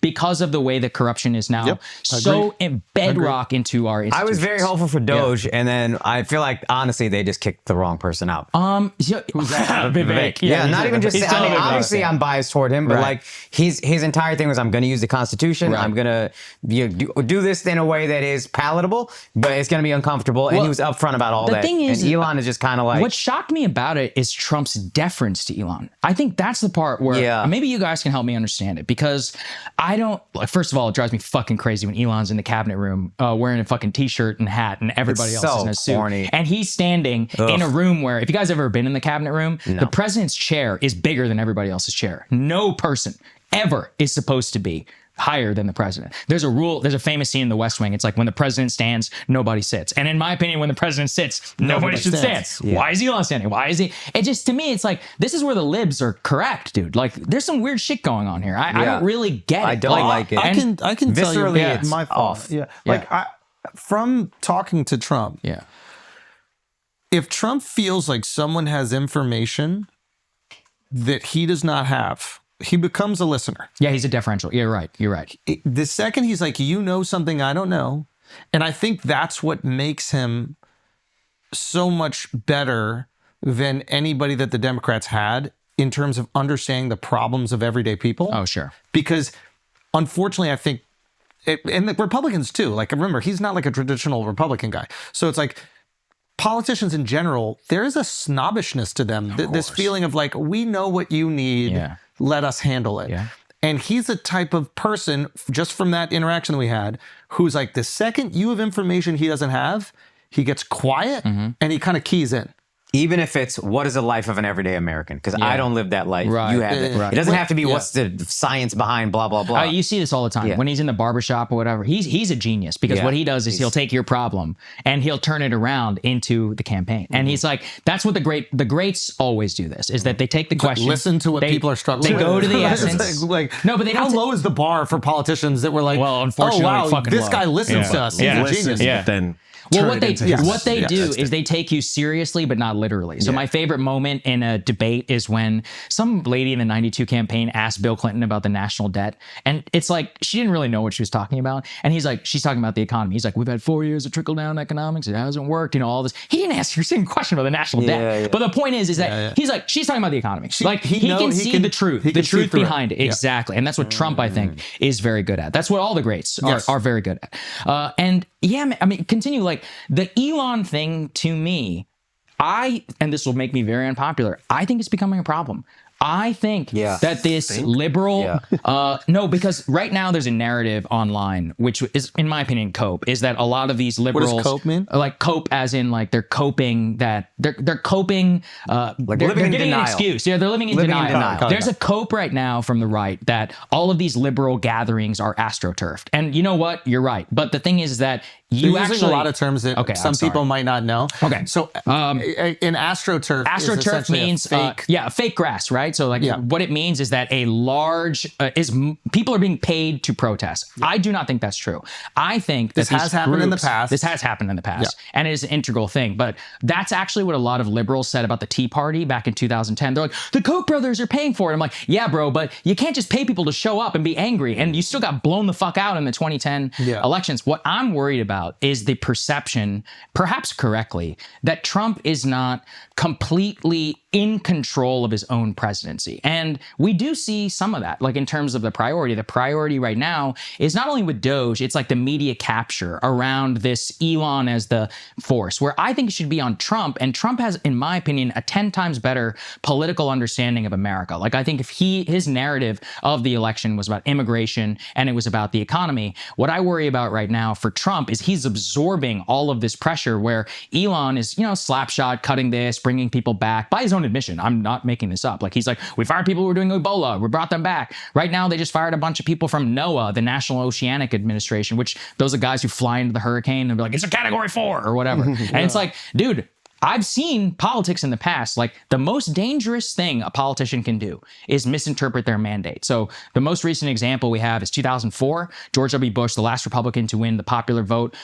Republican, he wins that popular vote for one reason: keep us safe. Yep. Iraq, 9/11. Yep. You know what he does? Let's privatize Social Security.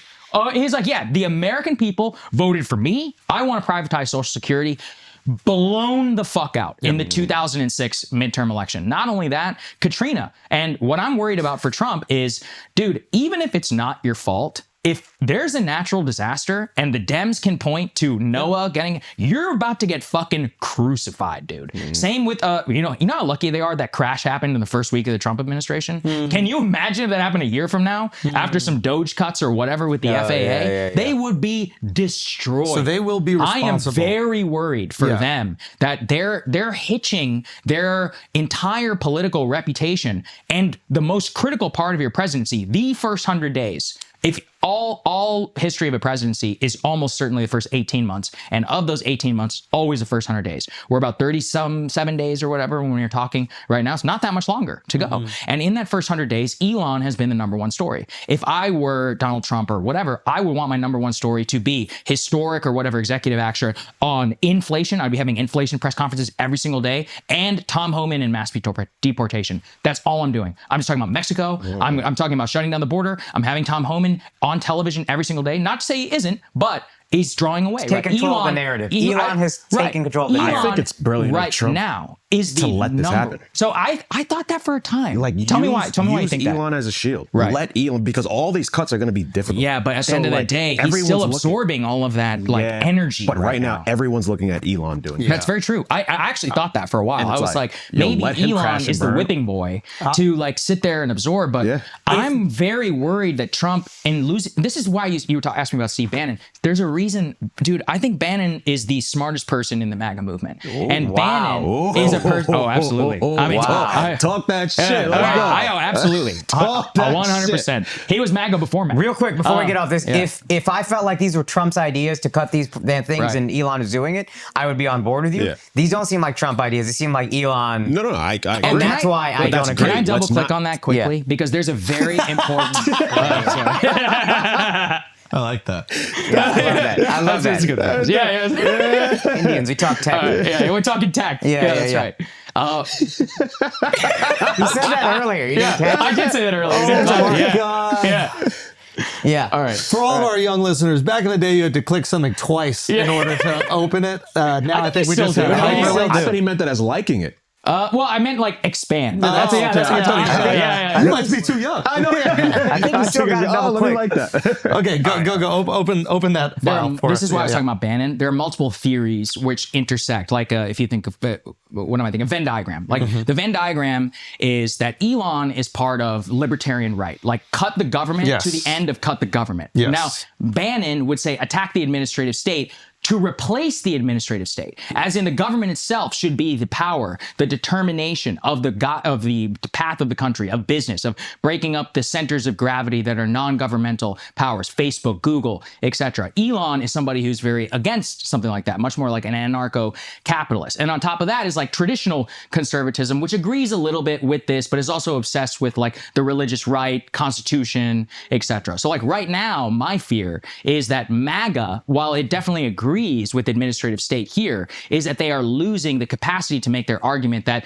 no, actually, and this is what Trump and JD, I think, believe, is that the government itself should have power over the direction of the country, should have the ability to tell social media companies don't censor, as opposed to having a billionaire buy it. Like, that's a nice workaround, but look, look, I mean, Zuck went on Rogan and said, oh, we're not going to fact check anymore. I did a post about Lyme disease. It got fact checked the next fucking day. And it's still not down, right? Yeah. And, there's no enforcing mechanism within that. Only the government can fix that problem for me or for all Americans. So that's where I would say is like there's important theories of government which are very at odds right now. So there is that like Bannon group. Like, and again, I don't think Bannon actually cares about the country as much as he likes like rallying people up for attention. Really? I think he's I'm surprised by that. I think he's I think he's an acute listener.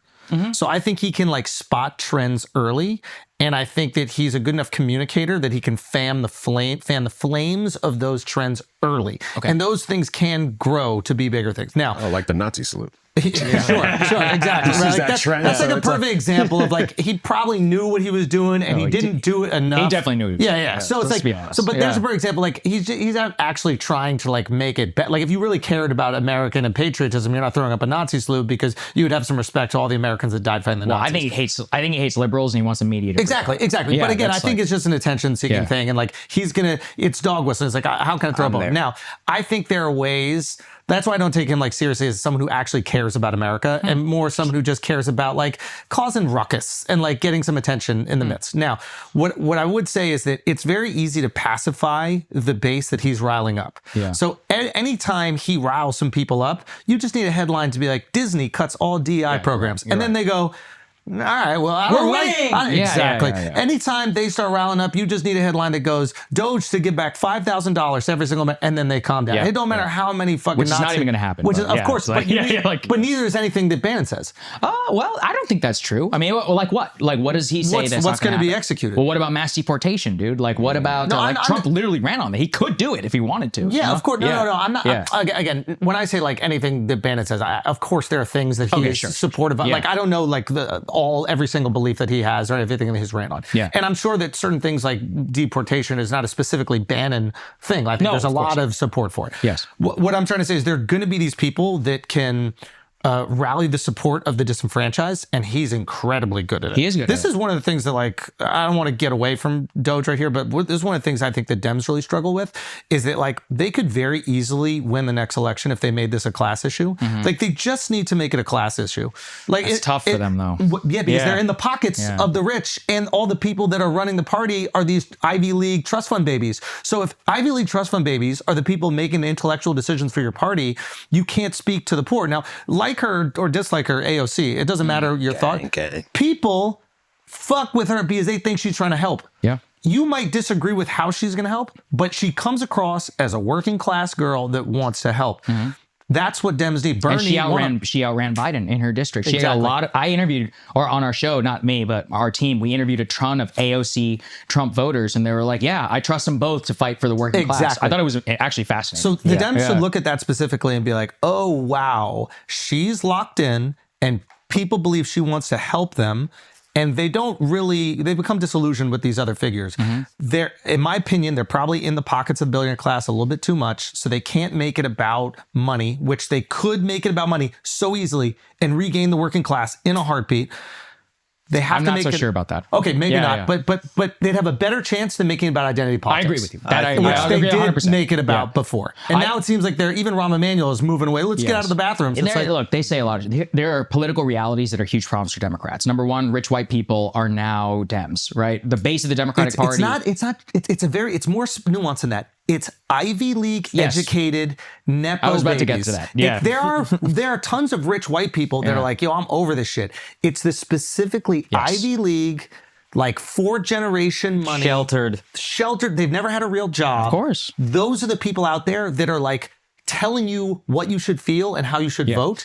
And real working class people, like people who've actually had a real fucking job in their life, do not want some trust fund kid telling them what they should vote for. Absolutely. It's pretentious. What I was going to get to is when I say rich white people, I mean a very specific class where one of the number one determiners of how you vote and party ID is 4-year college degree. So if you attend a 4-year college degree institution, which also correlates very much with income, then you are much more likely to be a Democrat. And that's why, even rich white is not exactly the right term because we all know blue collar trucker millionaires down in Florida. They're fucking Republican as this shit, right? But these guys did not go to college necessarily, and they have very different cultural attitudes. I think I talked about this the last time I was here. Charles Murray, one of my favorite books of all time, is called Coming Apart. And it's exactly about how Americans with college degrees have concentrated themselves in something called super zip codes. You know, the Whole Foods Index. It's like if you have a Whole Foods, you're much more likely to vote for a Democrat. Sure. If you have whatever, generic or Aldi, right? You know, much more likely to vote Republican. What's happened is that America is culturally separated, probably more than ever before. Are we all watching White Lotus? I am. I love White Lotus. That's actually a signifier of like, you're out of touch, right? The most popular show in the country is what? NCIS, all right?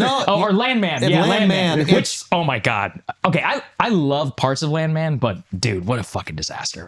We could talk about that. But there's a perfect example. It's like some elitist. People, it's elitist. I'm sorry. I don't think women act that way. Maybe that's just me. I genuinely. Why are they like rational on the show, or what's going on?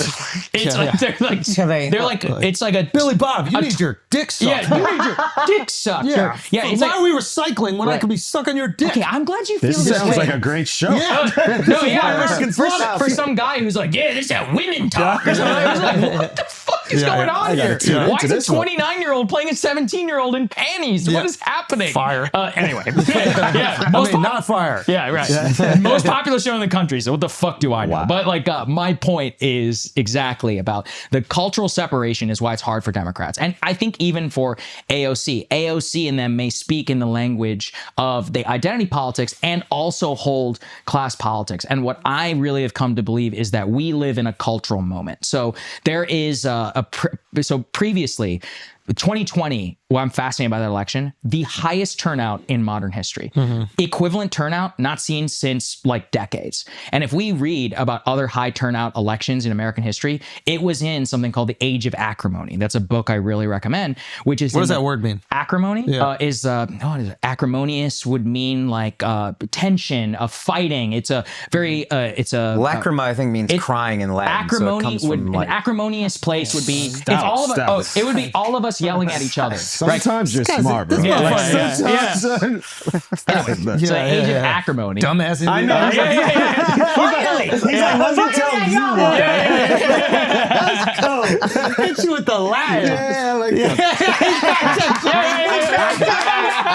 Yo, Mark, Google something. Go. All right. Age of Acrimony is the 1890s, and unfortunately, that was also when? The Gilded Age. Now, why was America all up in arms at that time?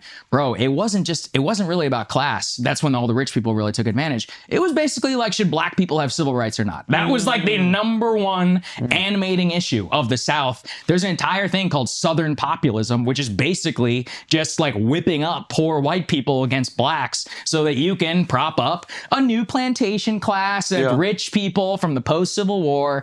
And even in the Northeast, like where we are here, that's how the robber barons and all of them came to power. And they funded a lot of this culture warfare and benefited from it. And it wasn't until Teddy Roosevelt in the progressive era started that we said, no, the real problem here is combination, is all of these Standard Oil trusts taking advantage of us. And that was a complete reverse of the way things work. Slow down. So essentially what the Southern populism was doing and the robber barons were doing was essentially saying, yo, your life was way better back when. No, they had the population fighting over black civil rights. That's what I'm saying. Yeah. So, and the way they did it is said, hey, your life was way better when these black people didn't have all this rights. Yeah, and exactly. Having all this rights and this upward mobility is taken away from you. Bingo. And then Roosevelt on some Bernie Sanders came in and was like, yo, it's not about black and white. It's about these billionaire motherfuckers are taking all this money. These guys came in. That's what I'm saying the Dems should do. I agree, but it's very difficult because the problem is they're in the fucking pockets. That's why it's difficult. Well, not only pockets, it's not only they're controlled, but they speak in the language of exactly the private gay people. They speak. No, they speak gay, and it is true. They do speak that way. Well, I mean, they're out of touch. Everyone should go watch AOC's 2020 DNC speech. She was like, for black, indigenous, for land acknowledgement, if BIPOC. I see BIPOC. I'm out, and I think I'm a moderator. I'm calling Tupac BIPOC from now on. If you see him in the ballet recital, that is BIPOC. What is BIPOC? Oh, black indigenous people of color. Have you not heard of this, man? Come on. Well, because this I like old women. School. This is old school acronym. I have never heard about that. BIPOC Black is huge. indigenous people of color. That's right. It keeps people like Akash and I out. Fair enough. And Mexicans. Oh, yeah. I thought we were Because it's people not of about color. us. Huh? I thought we were people of color. No, it's black indigenous people of Only color. them. We're not. Oh, I yeah, thought it's it was the only. whole- No, it's okay. only BIPOC. I thought it was It's not us. What's a Everybody black was- indigenous person of color? No, it's saying black and indigenous people of color. As in, like, it's a specific. It's a way to keep people like us out, like the Asians and the Mexicans. A white passing It's a Latino. divisional of a. It's like a division like of a it, division. BIPOC. Yeah.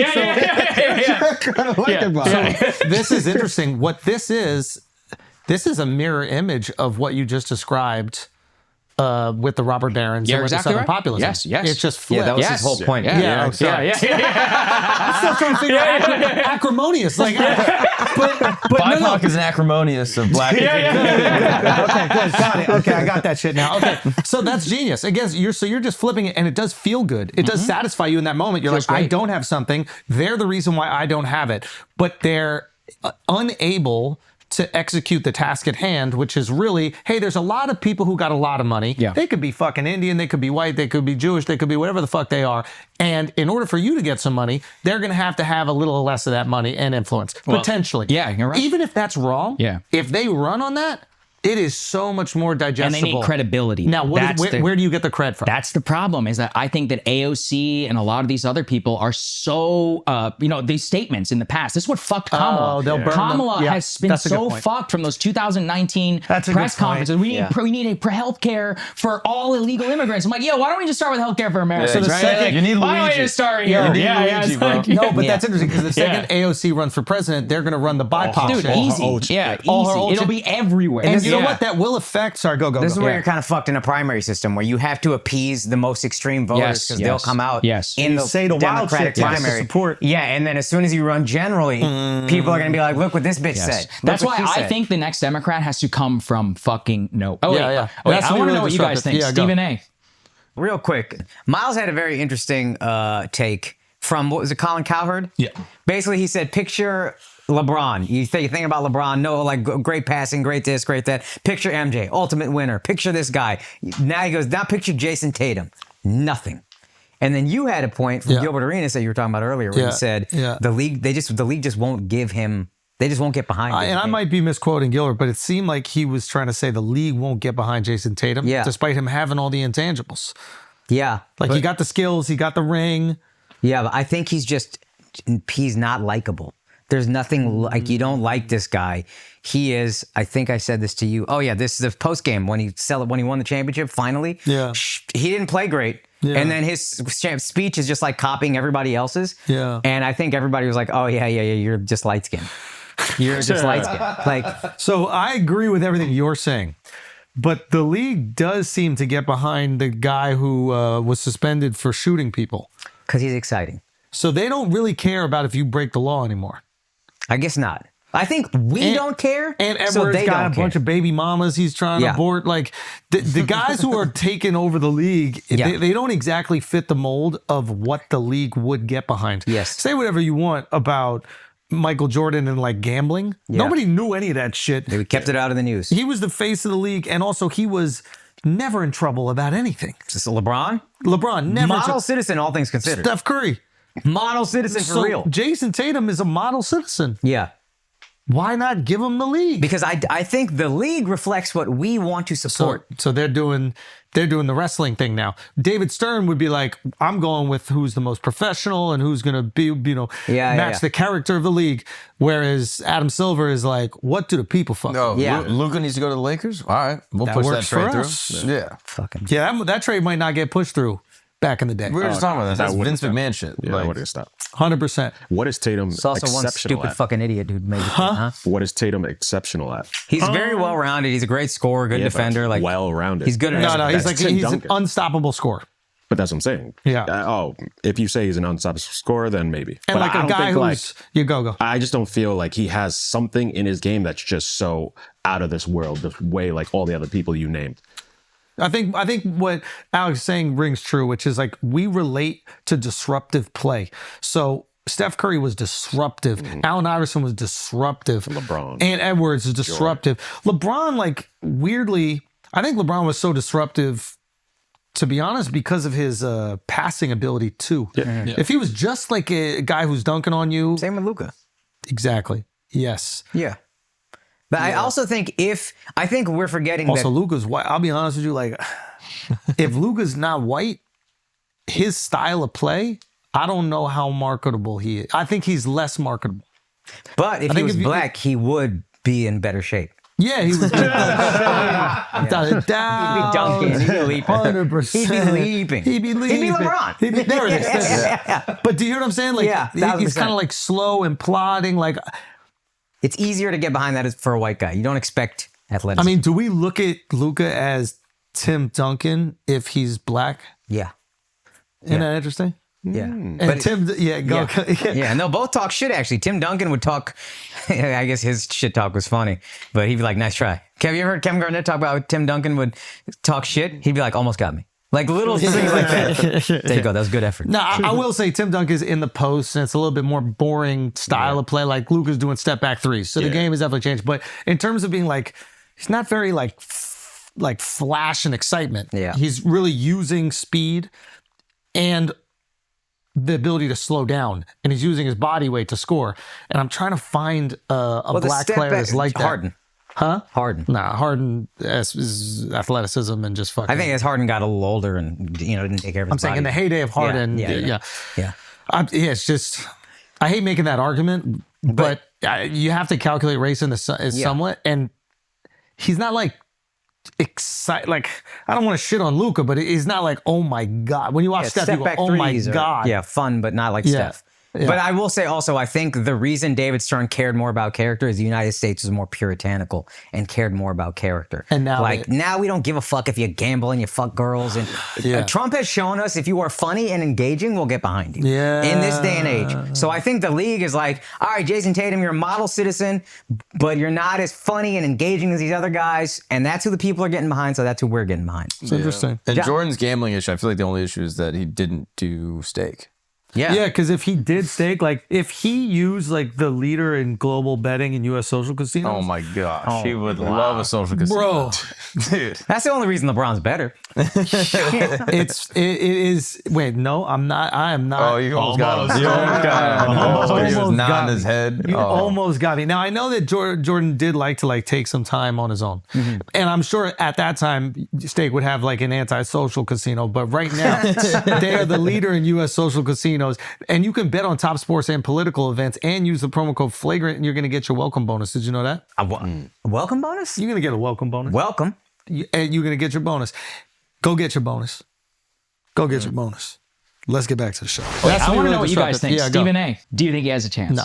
I think he has a chance. Not even he wants it. He's real. He's coming on the show. He wants it bad. He's coming on the show. He wants it bad, but no chance. Okay. No, he's a great communicator enough. Like he has the communication skills and he has the star power because you do need the star power. He has like that centrist, like he's relatable because all the men that like, let's say voted for Trump on masculinity will see that in him. I totally agree. 100%. Yeah. But like he doesn't have like the emasculated, this is going to drive fucking Democrats crazy, but like they do have this deep insecurity about looking emasculated. Like I said that thing on fucking on Brilliant Idiots where I was like, I don't know, like a guy who identifies as a Democrat over 5'9", and that fucking riled up.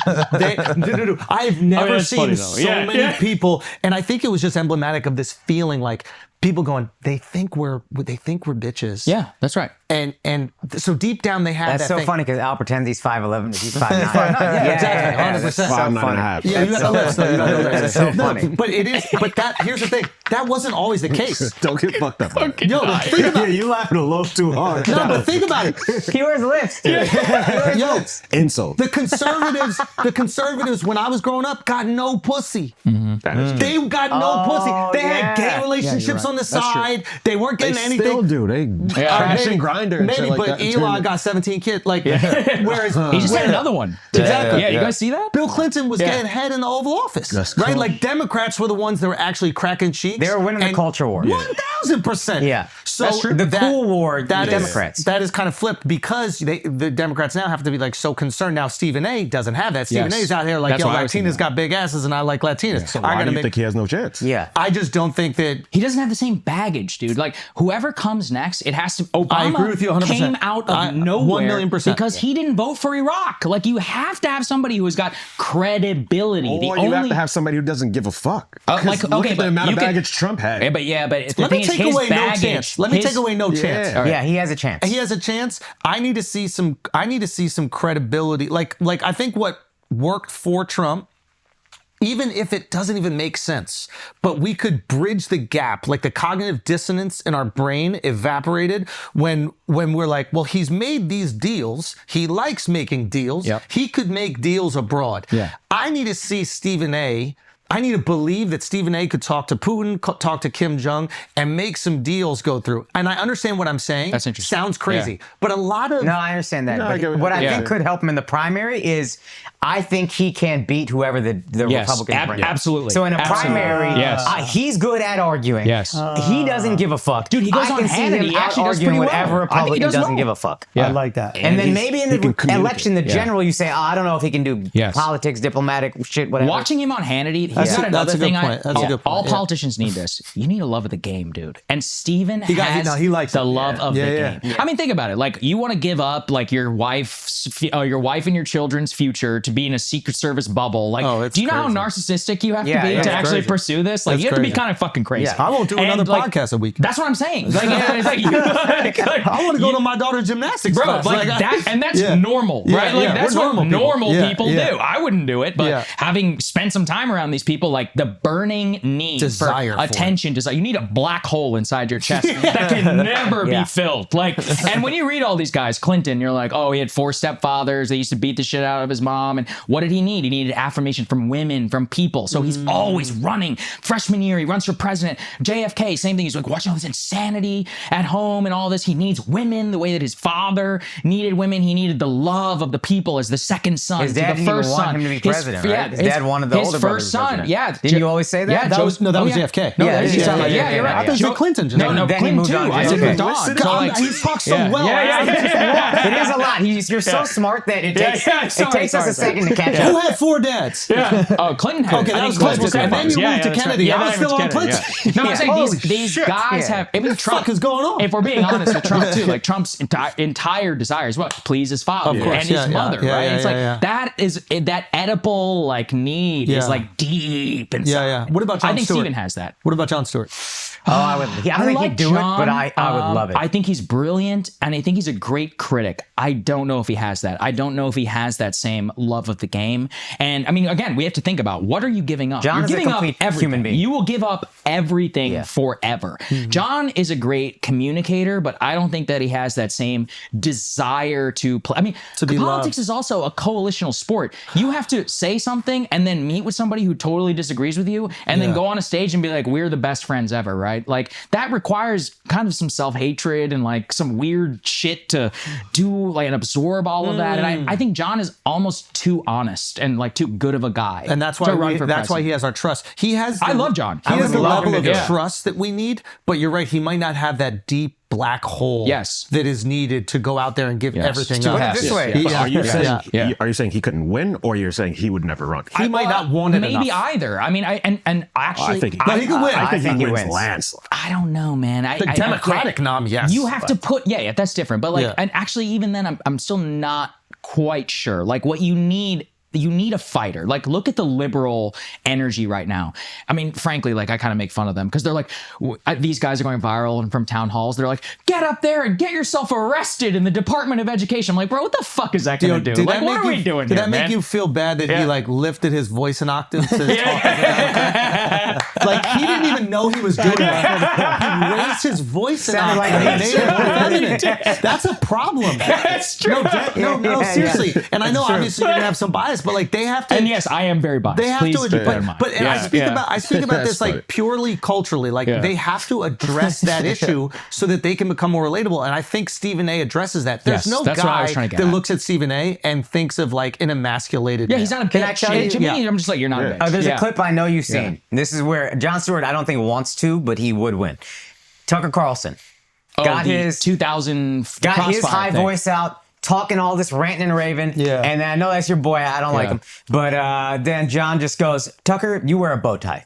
Done. I do. That's the shit yeah. Trump does. When Trump is in a debate and true. he just gets you, John, by occupation, Yes. will do that. a lot of these and will guys- be So smart when at it. John wants to, remember when he destroyed, was it Jim Cramer? That was Yeah, oh my God. Kramer, that is one of O'Reilly. the most devastating takedowns. Kramer was like uncomfortable. Yeah, he when was like heard almost this. crying. He became a Like, it was joke fucking after. wild. He is. I mean, he's Well, yeah, it's a joke, but still, like, it was like the moment where everyone realized, oh wow, this Yeah, guy's a joke. exactly. I mean, look, I like John. I think he could do well. Steven, to me, reads what the liberal base wants. And by the way, when I said the Democratic base, I didn't get to finish. It's also old black people. Like elderly black people are the absolute like most loyal people to the Democratic Party. Remember, they showed up for Jim Clyburn and Joe Biden. They saved Joe Biden's ass in South Carolina. They're the people who gave Obama the presidency after he won in the Iowa caucuses, basically put him on the path to victory. So I think Steven embodies their like want to fight. And like the fight is the same thing for Trump. Like Trump animated the Republican base and all of these working class whites who are like, he's standing up for us against these corrupt Ivy League fucks who I fucking hate. Yeah. So his mere existence, Yeah. his occupation of the Oval Office is enough for me to see these people scream, to tire, to go out to the streets. It's the Eric Cartman licking Scott Peterson's tears, from South Park, where he's like, oh, Scott, I'm licking your, he's like licking his tears. So I forget, Scott Tenorman Must Die. It's a great South Park episode. I don't watch it. They make fun of black women. Bro. Anyway, yeah. I just that's what Trump is to me, and like this is part of the problem for the Democrats is when you have a group that is explicitly hatred of your leaders, of the cultural elite, of which you are one, no matter what you think. You have a huge messaging problem. That's part of the reason why I think that Steven could be powerful, though, because he's not connected to that in the same way. And he gets some of the sports fans from the other side. Dude, like, of course. I've watched this guy for years. I trust him. Yeah, think about his name ID. Forever. Also, he's cool as shit. Yeah. Like, you need a I never guy. met him. You I don't need know. cool. Yeah. No, you need cool. Like, yeah, he's cool. I agree. Yeah, you went from no chance to like. You see, listen, I'm a plastic bag in the wind. You gave me two good points. I was like, man, we about to have our second black president. The fact you said no chance makes me think he has a chance. By the way, Netflix is dead. Okay, but if it's alive, March 4th, you can watch my special. No. So yeah, wow, that's really interesting, and I think it solves a bunch of problems. It solves the masculinity issue. It solves centrist trust. 100%. He's the outsider, so you don't have him saying a bunch of other shit Like on stupid record. shit. Yeah. Wow.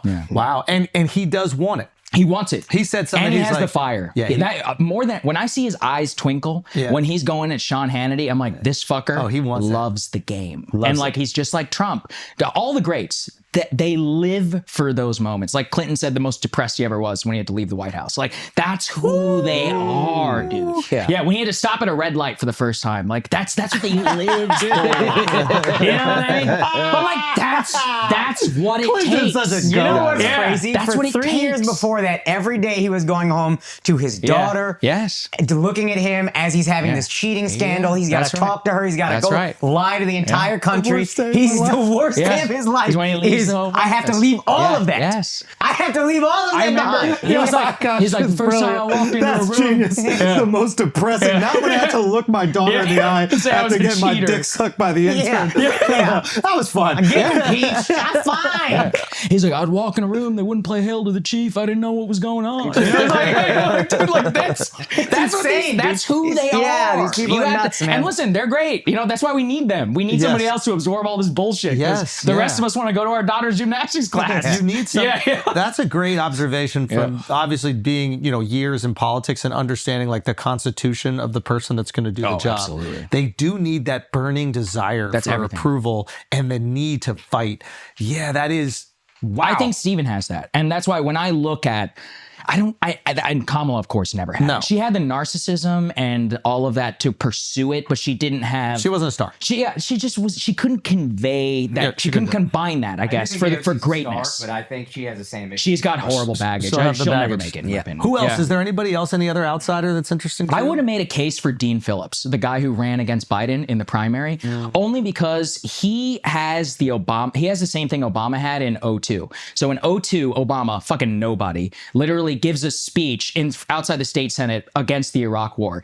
Dean is the only establishment Democrat who can credibly say, I called out Biden's age before it was obvious to the world, because he ran against Biden in the New Hampshire primary. He's made some weird moves since then. The other thing is Dean is filthy rich, so that helps, right? You can self-fund a campaign, you can get your name ID out there. But again, he's the same Obama thing of, I told the truth when it was uncomfortable. He didn't even run for Congress again. Yeah. He lost his political future and got blown out in the primary on a single message of, we cannot win with Biden. And he was empirically correct. So I think Dean, I don't know if the Democrats will reward him in the same way, but Buttigieg, he wants it. He's desperate. He has the need. He has the black hole. I like Buttigieg. But his problem is he's got the baggage, dude. He's got that 2020 primary stage. I do raising think, my though, hands for illegal health care and all this. It's like, dude, that stuff is just cancer. Here's what I would say about him. Here's what I'd say about Buttigieg. He will engage the other side. And I think that is refreshing. Well, you have the appearance of a gift. Have the appearance of. And on Fox News. You know what? You're right. He loves the game, too. He loves to go on Fox. He likes to combat with Sandra Smith or whatever, He's right? smart. Huh? He has the appearance of smart, but yes. Okay, and that's important. That's important. No. Okay. Let's talk about that. Yeah. The appearance of smart is more valuable than actual intellect. Absolutely. When it comes to running for public office. No question. Michael Bloomberg is objectively smarter than everybody on that stage. Yeah. He could not communicate that intelligence in a way that was effective in convincing us. Now, we loved him as mayor of New York. Right. Mayor of New York is second most powerful position in the land. Let's just be honest. You are the mayor of New York. You're really the president. I don't really care. Do you know what I mean? You're really the president. You're basically the president. Eric Adams is the president. He's doing presidential things right now. Keep it a buck. This is the proof right here, right? Mayor Adams, the entire state comes after him, right? What's happening right now? What happened to that? What? Nothing. Yeah. Charges dropped because you're the real president. Well, that's because the real president basically because the real president told the DOJ because the real not president to go told after the you. second president to pardon the real president. All right. That's what I'm saying. When you're president, when you're I think mayor it's a of very New York, you're convenient the New real Yorker president. position. But When you're the mayor of New York, you're the real president. Stop derailing the real point because you got to defend New York. Go to the real point. He forgot it. He forgot his real point.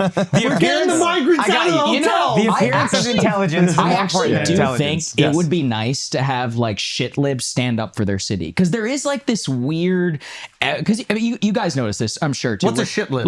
Just somebody who's Did you just call him a shit? No, not him. No. I guess a shit lib to me is the classic, the pink hair, the pussy hat, like that. Yeah. But for me, it's there is something annoying. We should call them the coffee party, because they're the barista equivalent of the tea party. The tea party and the coffee party. I actually like that. You're welcome. No, doesn't it annoy you when some guy in Alabama's man, crime in New York is out of control, and you're like, dude, shut the fuck up. Every time I go on Rogan, I have to tell him, hey, New York is still dangerous. It's always been dangerous. Yeah, it's also not that dangerous. It's not that empirically, it's just not that dangerous. It's gotten worse for sure. It's dangerous for them. Yeah, fair enough. Right? If you live in a suburb, sure, but any city is dangerous for anybody who lives in a suburb. But that's what I'm saying. The delta is minimal. Yeah, absolutely. I totally agree. My point is just, I do think there would be something, people need to stand up for America's cities, because I think what's unfortunate right now is that a lot of Republicans have psyop themselves, especially younger guys, they don't want to come move to a city anymore. And I'm like, no, the city is the greatest place that you should move to. That's where commerce, connection, that's where you're going to meet everybody. You're young, you can meet your wife, whatever. That's where you can get shit done. You can go out, you can have a good time. You can move to the suburb later, but this is where shit happens. This is where you compete. Yeah. This is where you compete against the I best totally of the best. agree. That's why I moved here. You guys all did the right thing. Yeah. No, it's a... I want somebody to stand up, and this is almost a liberal, but I want someone to stand up for fucking America's cities. I want, Chicago. I'm doing it New right York. now. You just called me a cunt. No, I'm saying it's a good thing. I think liberals need to do it in a more credible way. Instead of being actually, crime statistics is no, bitch, don't be New a York pussy. is Get a fucking gun. awesome. Yeah, it is that's awesome. what I Here's the think. issue. Don't they get identified as city elites and who can't relate? Yeah, to we are elite. We're elite. Why are we afraid of being elite? That's nothing that drives me crazy. We think we're better. We do. And when you move here, we don't even consider you from here. We treat everybody who moves to New York like an immigrant. Isn't that crazy? We go, then you go, I'm from New York. We go, well, when did you move here? And they go, 7 years ago. You're like, you're from Montana. Fuck you. We are elite. But that pisses off the rest of the country. Until they move here and they want to be from here. But I would be pissed off if I live where y'all live too. I travel the country. I know what it's like. We are elite, and it's good that we're elite. I agree. There needs to be this confidence movement again. That's what I'm saying. 100%. Get the migrants out. What? I'm with you. When I'm talking about migrants, 100%. I mean everybody from Maine, everybody from New Hampshire, everybody from Pennsylvania. Exactly. Mark is cool. Mark is cool. I got an H with B. I got an H with B. You know, the problem with the coffee party, though, is self-loathing is intrinsic to their existence. That's exactly what I'm talking about. They cannot exist without hating themselves and everything about them.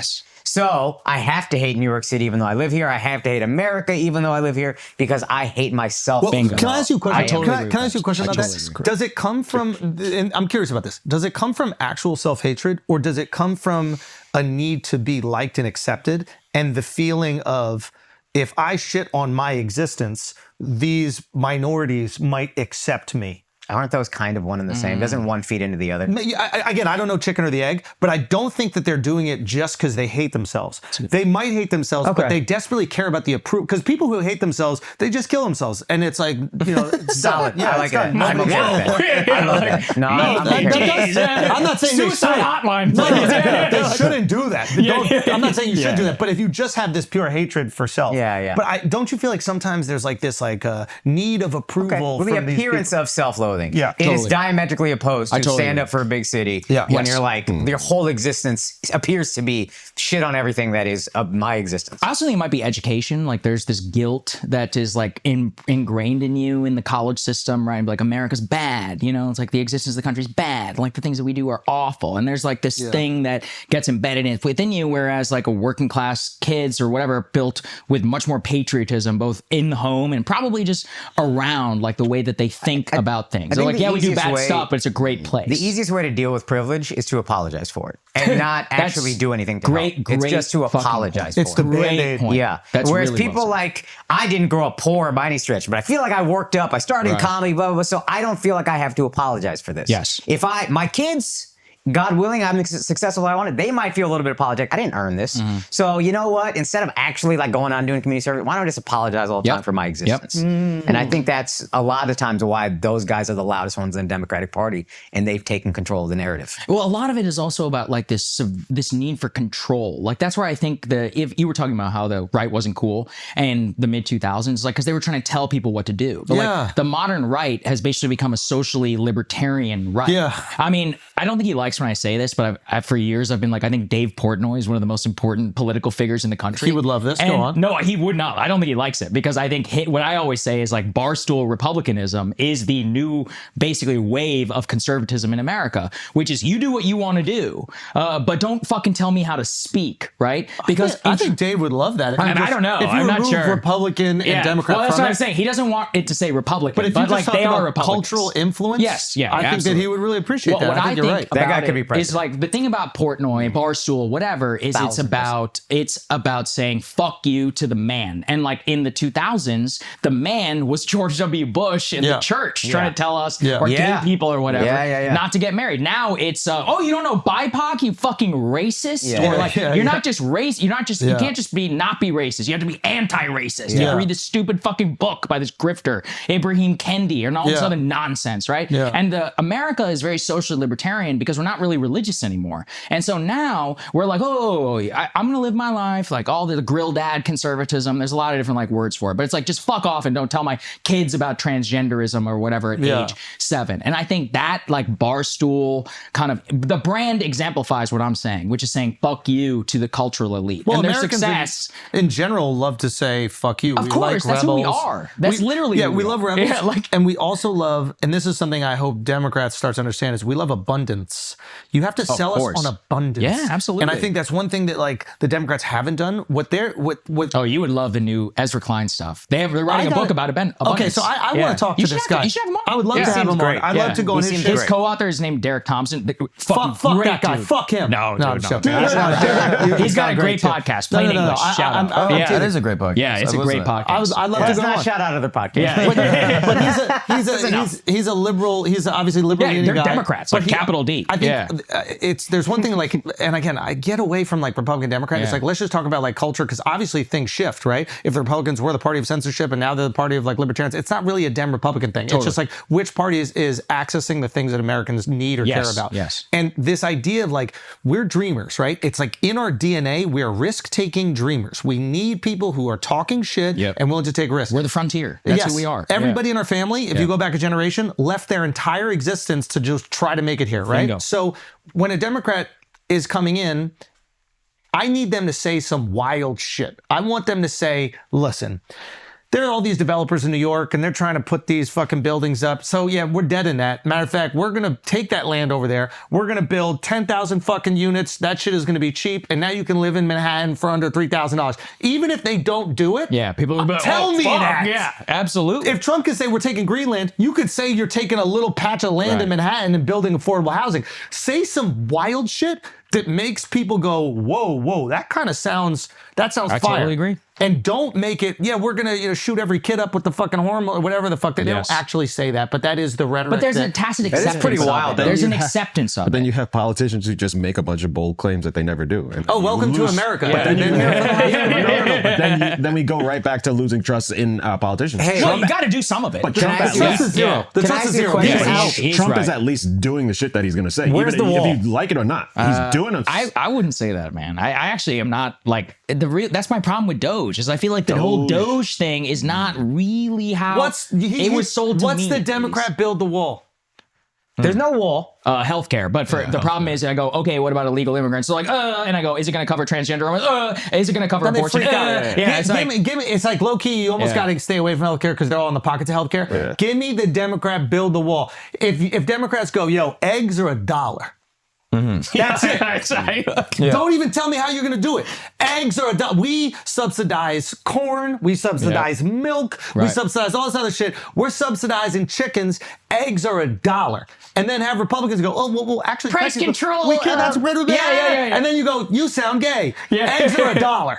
I think tax the call rich. this man. I think tax the rich would be. See, I actually think his is better because it's tangible. Like build the wall with something you can point to. $1. As opposed to tax the rich it could be. It's been too coded and it could be. They've been crying about it for years. This right here is just like you're not going to tax the rich. They're going to find a way to get out of it. That's right. And also, that's what you just said. Say some shit this that's is not cultural. gonna This is a really important cultural distinction. Every poor American, not every, but most think they're going to be rich. That's the problem. So if you start saying I'm going to be rich one day. Exactly. But you know what? Eggs $1 right now. Say this in New York. New York, we got a rule: eggs are $1. Just say it.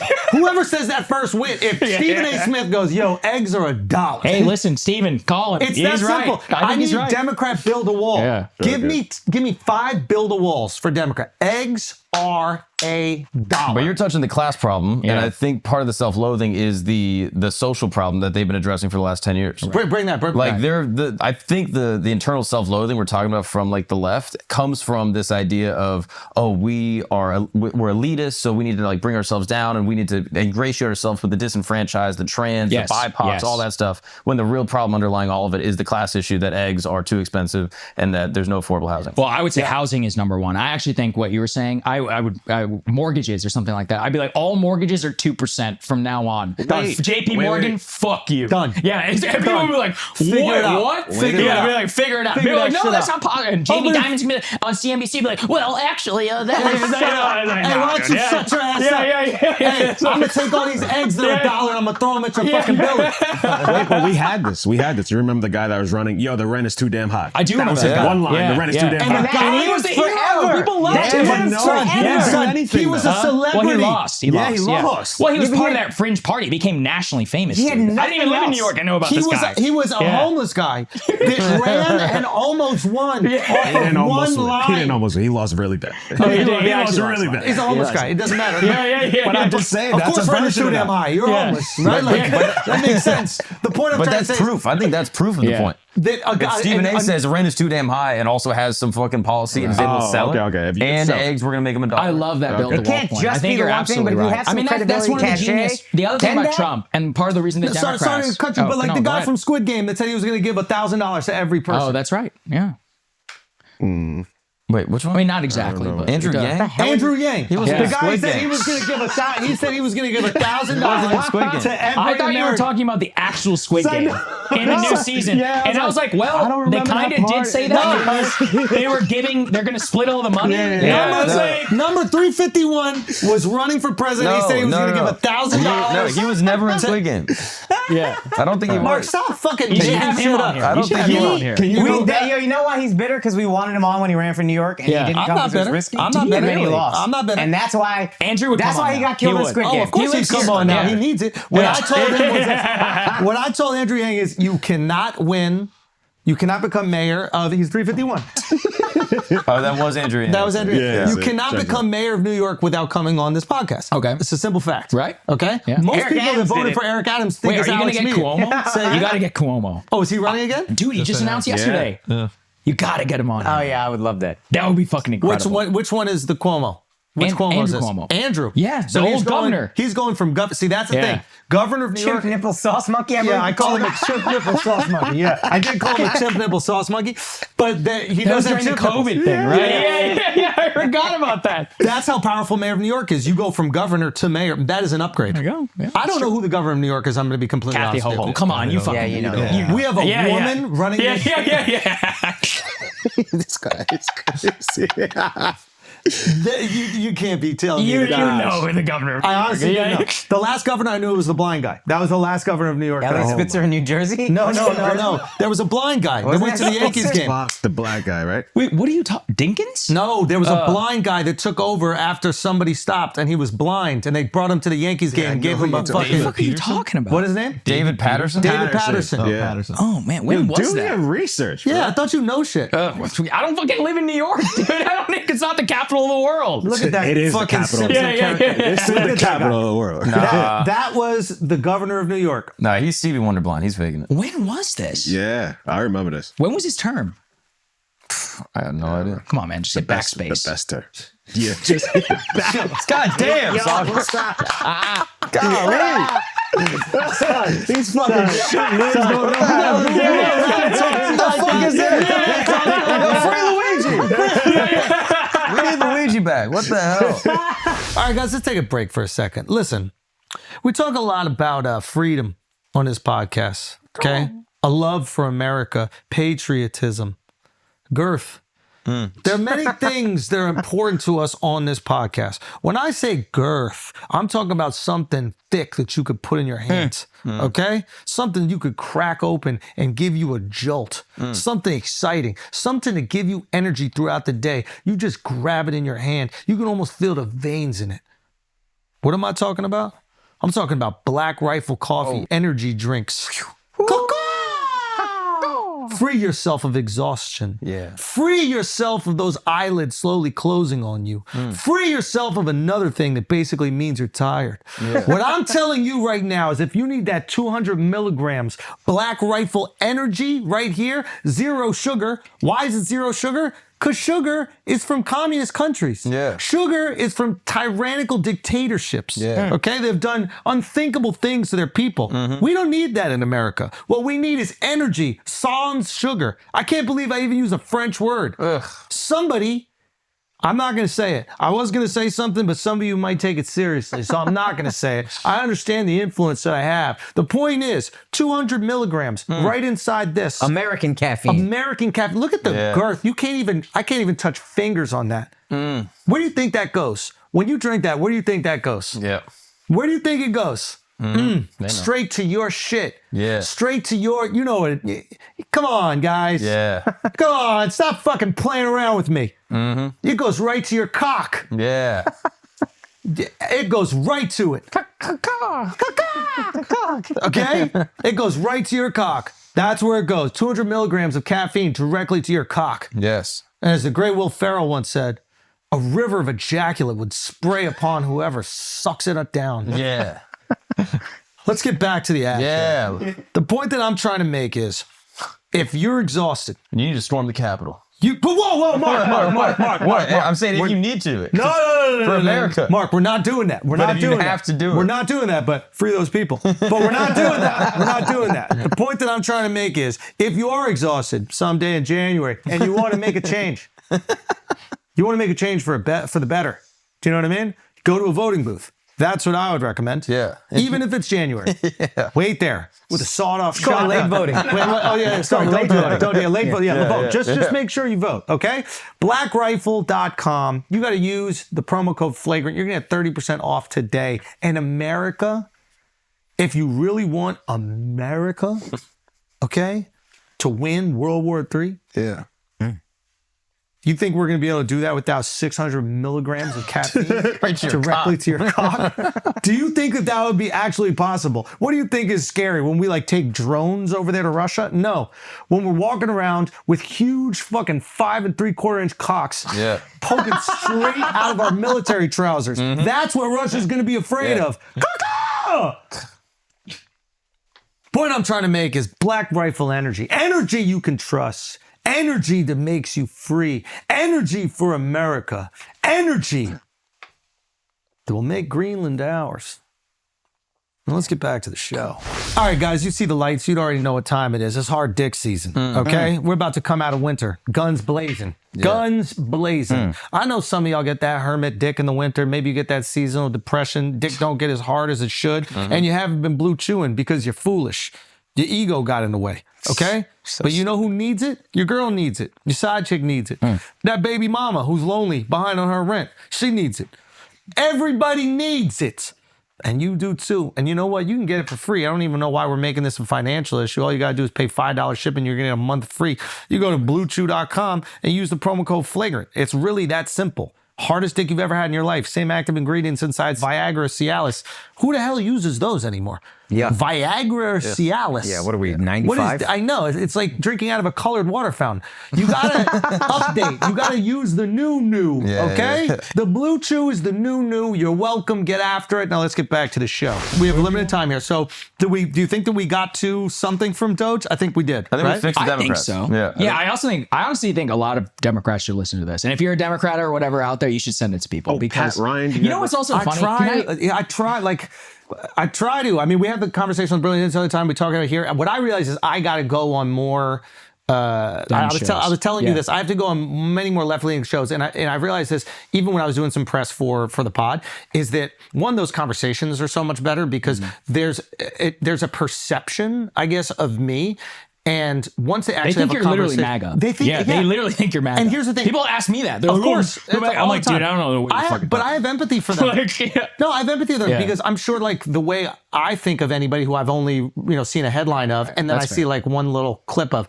But in my mind, like we kind of work really hard to make sure that we have diversity in guests here. Obviously never a woman, but but in terms of in terms of the male guests, right? We have a lot of diversity. But all that does is just reminds our base that we care about these different opinions and then we have these conversations, right? I could be on a podcast with Charlemagne, who's literally riding so hard for the Democrats and Kamala. It doesn't matter. The only thing that matters is when you go into their territory and have those discussions, and then they get a different sense of you. That's interesting. And I think that's what works so well with John.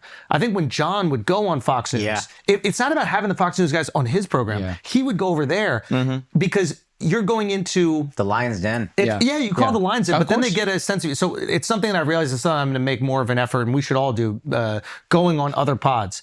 I assume just having diversity of guests over here, all those people would listen. They don't. No. It's our listeners. Bro, think about how much content is out there. Exactly. How much other shit do you you're right. listen to? You're 100% right. Yeah. You're 100% right. Anyway, you were saying. Oh, man, I don't even fucking remember. I'm trying to think about it. Okay. How do you feel about Pat Ryan? Do you think he'll have a chance of running? Pat Ryan? Yeah. Who am I? I don't know. He's a black guy, probably. No, he's actually not. Really?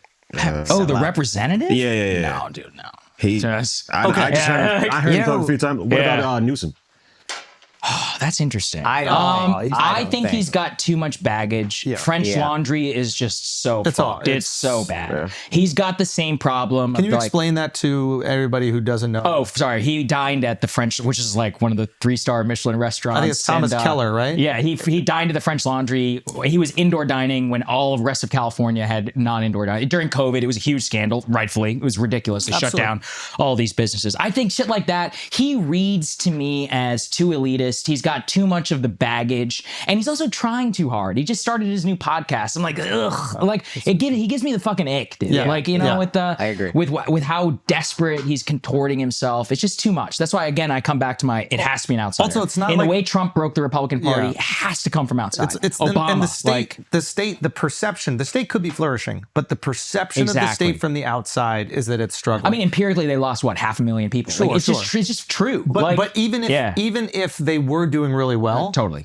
the perception is so important, and not being able to control that perception. I guess what he shouldn't be doing is starting his own pod. He should be going on Rogan. Yes, he should be going on any right-leaning pod that he possibly can. He's afraid. Like they're, and that's the funny thing about. But that people who've done Rogan. I'm like, dude, he's not going to attack you. Like, shut the He's going to fucking talk to you and try to understand. He let Fetterman talk, and the guy can barely fucking talk. Like, what the fuck? And to be honest, I think if Fetterman didn't have that stroke, I think he would have a chance for the Democrats. Maybe he was very talented. And the clothing thing drives me. I know it drives you crazy, but it reads everyman, blue collar, not super cucky social. To a Democrat, it reads a blue collar Democrat. It reads like that's our guy. I don't know. To me, he's like the costume of I thought that exact thing until I saw him at the inauguration. Still wearing the sweatpants and the shorts, and I was like, oh, you're just putting on an outfit so that working class people will think that that's you how are I them. feel. Yeah. And now it lost all inauthentic. It lost all authenticity. I'm glad you felt that way. It felt so inauthentic. I really believed it until that moment. Okay, good. You knew the inauguration's happening. You can rent a suit for $50. Bro, he wore a suit when Bibi visited the Senate. It's like, what the fuck? You know, so it's like you can wear a suit. I'm just saying, it's true. Empirically. He wore a suit when Bibi came to America. I'm like, you don't wear a fucking suit when the United States president is being inaugurated? Yeah, like, I wonder what the conspiracy theorists are saying about that. Okay. And he can wear the suit when he wants to. Okay. We have a very boring reveal about the Epstein list. Yeah, right. Can you explain, or anybody who knows here? I haven't really been keeping up to date on it. Why was it underwhelming, and what is the future of the Epstein list? Well, it was all publicly available, and the rollout was a disaster. Like, let's just can you discuss that? Why it was disseminated in that way?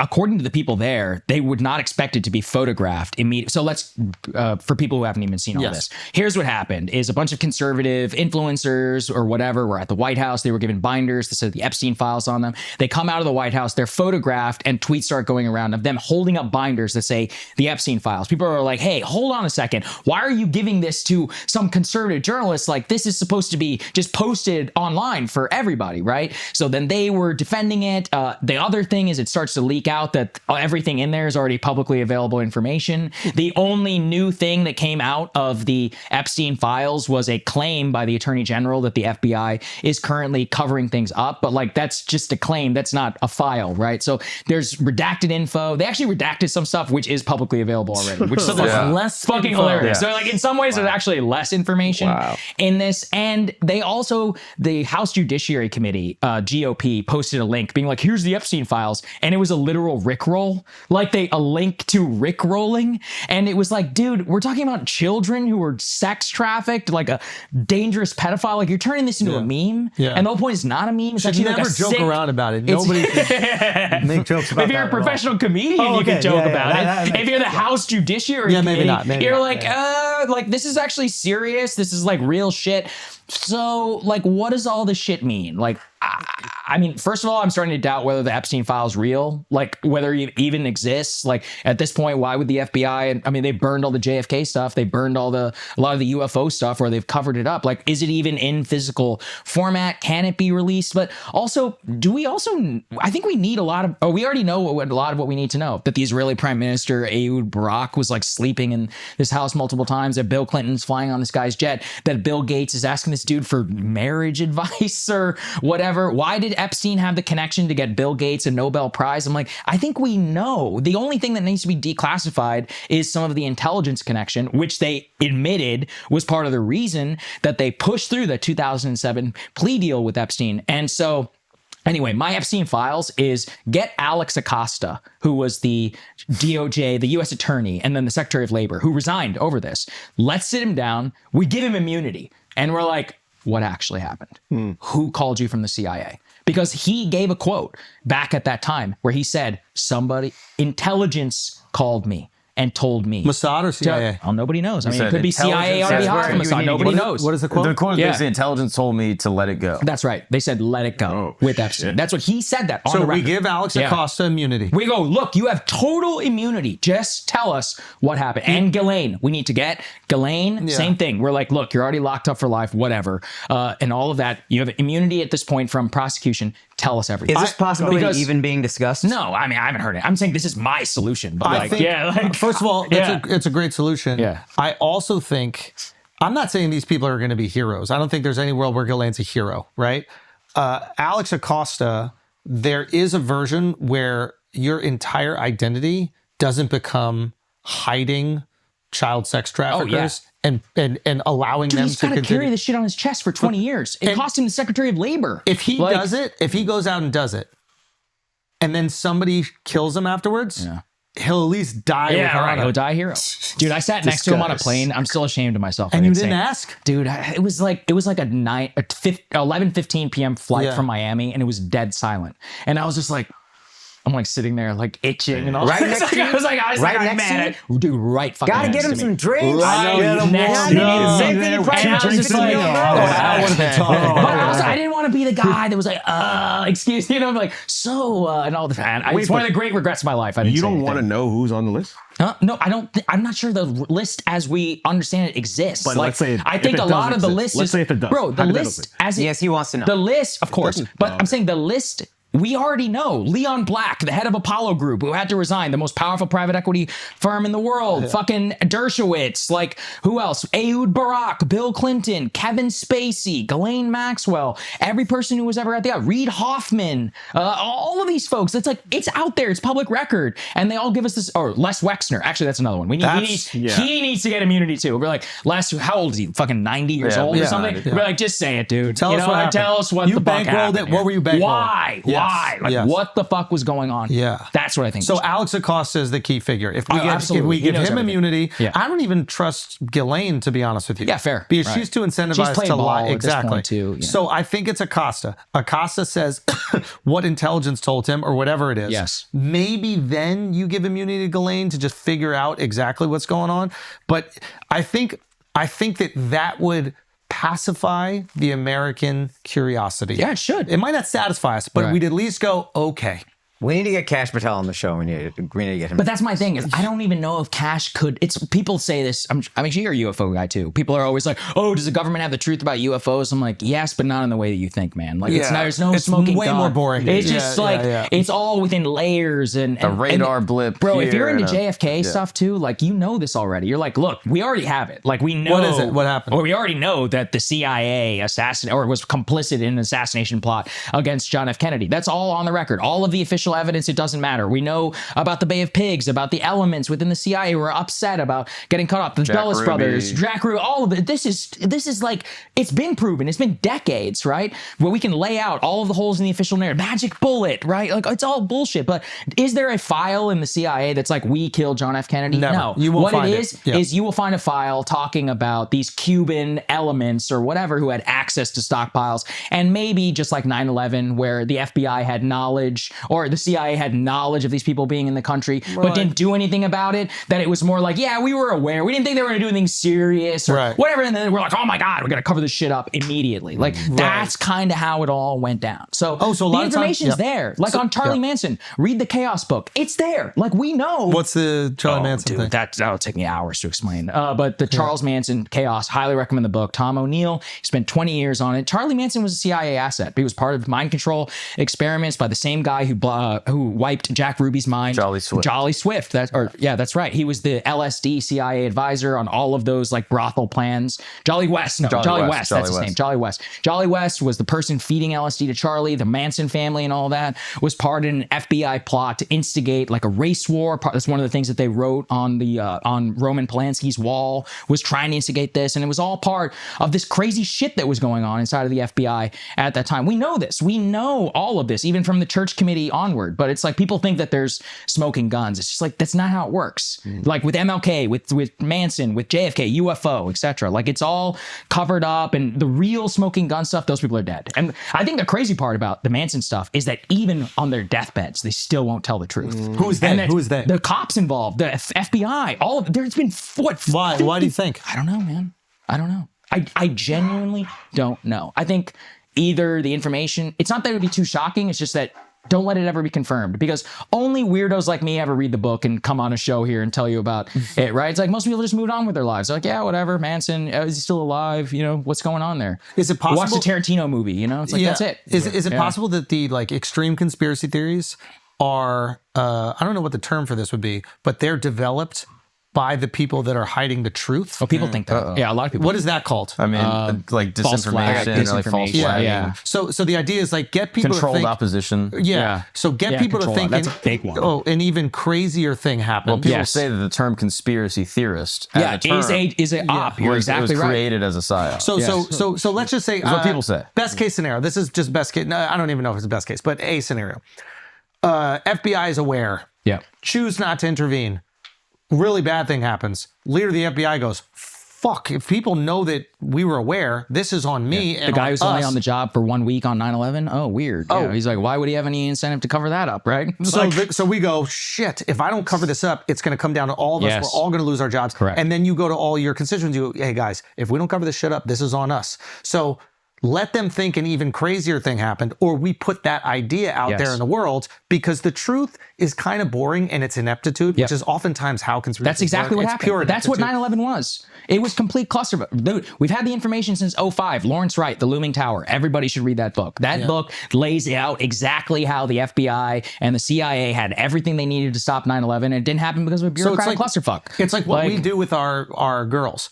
Like, you know what I mean? We'll just be at a strip club and they'll be like, do you know what I mean? Like, what are you talking about? And then someone's like, no, you were cheating with a brothel with 40 different people. We're like, I don't even know what the fuck you're talking about. That didn't even come close to happening. So you just need something crazier for them to fixate on. And then you'd be like, there's no way I was at a brothel. I don't even know any of these people. When in reality, you were just at a little Korean strip club in Hawaii. Yeah, that makes sense. So you need you got a lot of first-hand knowledge about this. I was just making hypotheticals. He's good at metaphors. Hypothetical. This is a psyop right here. Textbook psyop. Okay, no, now we're I hope your wife doesn't watch this show. Oh, she watches all the time. I love you, baby. I'm a good guy. Samanase, or whatever you say when you walk into a Japanese restaurant. Honey mustard. Will, what are you thinking? Sumimasen? No, it's that means excuse me. Honey mustard. We say honey mustard, but it's not that. It's when you walk into a Japanese restaurant. Konnichiwa. No. They go. Because that would be good day. I was just there. Fucking love Japan, by the way. Shout really? Out. That's what got this watch. Oh, yeah. It's a beautiful watch. Vintage watch. I like it. You gotta go vintage.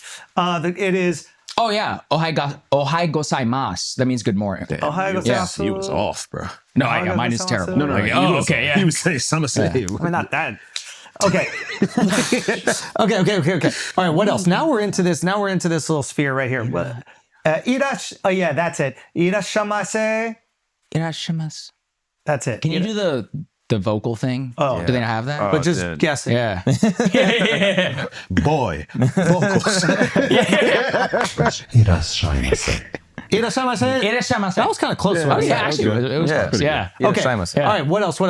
We could talk about Tate brothers, but we'll leave that to the end. I actually don't know a ton about the case. I'll be honest. It's one of those I never did the deep dive. I don't care into the fucking human trafficking shit, because when you get into, they're like, well, actually, I don't care like that. I don't care about. It's more this idea that like they were trashing the West so much. Yeah. And now, at least for me, I'm a patriot. I love America. There's nothing I love more than America. So when people shit on America, even Americans, I'm a little bit defensive. Now, as Americans as they are, I want to protect. They got to come back. I don't like this idea that they're not allowed to be here just because they criticize it. If you're an American, we got your back no matter what, and you have the freedom to say whatever the fuck you want to say. But there is a part of me that's also like, I need a little bit of a, okay, America's not that bad. Yes. Tuck that shit in a bit. Right. Because when the going got tough, you got American. You know, the U.S. justice system is fucking nice. That is pretty cool. Not your isn't it? Sharia law or whatever the fuck your bullshit the West is. has fallen. It seems like the West is up. It seems like we're up with open arms. Well, stop using the West. America, I will say. Yo, that's what I'm talking about, bro. You know what I mean? Gets back to our Europe conversation. Yeah. Like, well, what's the West? We have different values. We're America. Can I just tell you something? When I say the West, I just mean America. Exactly. I never just say Europe. America. I never met all Just those, say it then. The Islamic countries in Europe that I traveled to when I was in college, I'm not referring to them. I'm referring to America only. I do love going there for weekends. I mean, it's beautiful. It's a nice place. Amazing It's great to food. visit. You're wrong about the coffee, 100%. You're wrong about the coffee. Bro, we are here in Soho. This is one of the like greatest places in the world for coffee, maybe outside of Tokyo. And you think that the better coffee is in some shithole cafe with a doppio espresso in Milan or something? No, What I didn't say the coffee's better. You said the coffee sucks. What I will say does is because it's bitter. They don't even do drip. Like America is built on the man drinking his fucking, motor oil at 7-Eleven on his way to work. These fuckers are sitting there with their goddamn wafer and their little ceramic drinking wine at like 10:30 a.m. I love that. To be honest, that sounds awesome. Bro, because you don't they don't do anything. This country sound awesome? Yeah, but that's the point, is that America's built on 7-Eleven fucking coffee, man. No, I will be honest. On the guys in line with a use my Red Bull. Indianness against Red it. Bull Don't try to get and me on board. 7-Eleven extra try to get me on large at board with the 5:30 7-Eleven. a.m. You know I did that Those are the convention. men who built this country. No, I agree with you. Everything around that is better. But an espresso at a beautiful cafe in Europe is 10 times better It's a than 7-Eleven. vacation. It's not the same thing. No, okay. And first of all, again, we're in Soho. I literally was walking with What's my the wife machine today. that they use to make the coffee around here in Soho? Wait, what are you talking about? It's called a La Marzocca. Yeah. Definitely made in America. That's if you're drinking espresso. Yeah. I'm drinking fucking drip coffee, which is an American and a South American thing. Because what we want is like the pour over culture. Even all of third wave. Some people call all it of that a French comes press. from here. Yeah. No, they don't call it French for that. I'm not drinking any fucking French press. No. This is so cool. So you're talking about a French press I coffee. don't understand, bro. But the food you guys quality- literally live Give in 'em- the, give 'em good- You give- live in the capital of one of the best coffee No, but neighborhoods in the world. here's one pushback. Like, Europe-wise, the food quality, and I don't mean the cooking, but the quality of the ingredients is undeniably so much better in Europe. Because in America, you're just allowed to do whatever. This is actually Morgan's doing like a lawsuit against. But just I would say the ultra-processed median food shit. in Europe is better, but the high-end food in America, Just the if you quality want the of- non-GMO food, our shit is better. If you want the pasture-raised beef, our stuff is better. If you want like the really good stuff, but you're right, the median food of ingredients in Europe for the I don't even know if I trust is better. I don't even know if I 100%. trust American organic. Well, Like, yeah, I mean, it's I'm not talking not about real. organic. No, no, no, I'm you're saying just- if you want you're high talking quality about- ingredients in America, we're The best restaurants in the world are here. Yeah, I Yes, agree of with course. that. It's not even close. New York, And Los by Angeles. here, That's it. Stop with the Like- Los Angeles. It's New York only. No. Los Angeles is not like a foodie destination. Dude, no, I don't think Any no, restaurant no. that's popped up in Los Angeles started in New York. I don't Unless know it's if a that's taco true, bro. truck. No. Unless it's a taco I truck. think the Asian food in Los Angeles might be better. In San Francisco, in And whose LA. idea was it to bring them Yeah, here? no, it's from New York. Like, Yeah. no, nah, bro. Someone needs to start the fucking Is there a train. Burmese restaurant in New York? Yes, yet? of course. Are you sure? Yes, because I used to go to it as a kid. What is it? Wait, shout it out, actually. Because I'd like to go. I don't know if it's still. I don't know if it's still. Because open, Burma but Superstar, shout out, San Francisco. Some it of was the best on. fucking food in the world. I'll tell you right now Yeah. where it was. It was on 7th Street between 3rd Avenue and 2nd Avenue. And there's this beautiful Burmese restaurant. We used to eat it once a week. I would have it. We would order in from there all the time. All right, you win. And we walked in. Little Myanmar? I don't know. Is that the one? It's on second. City elites over here. It's on second. right. Come on, man. So then you don't but they- identify with the... Aren't you a native New Yorker? Oh, absolutely. Yeah. But I mean, kind of. But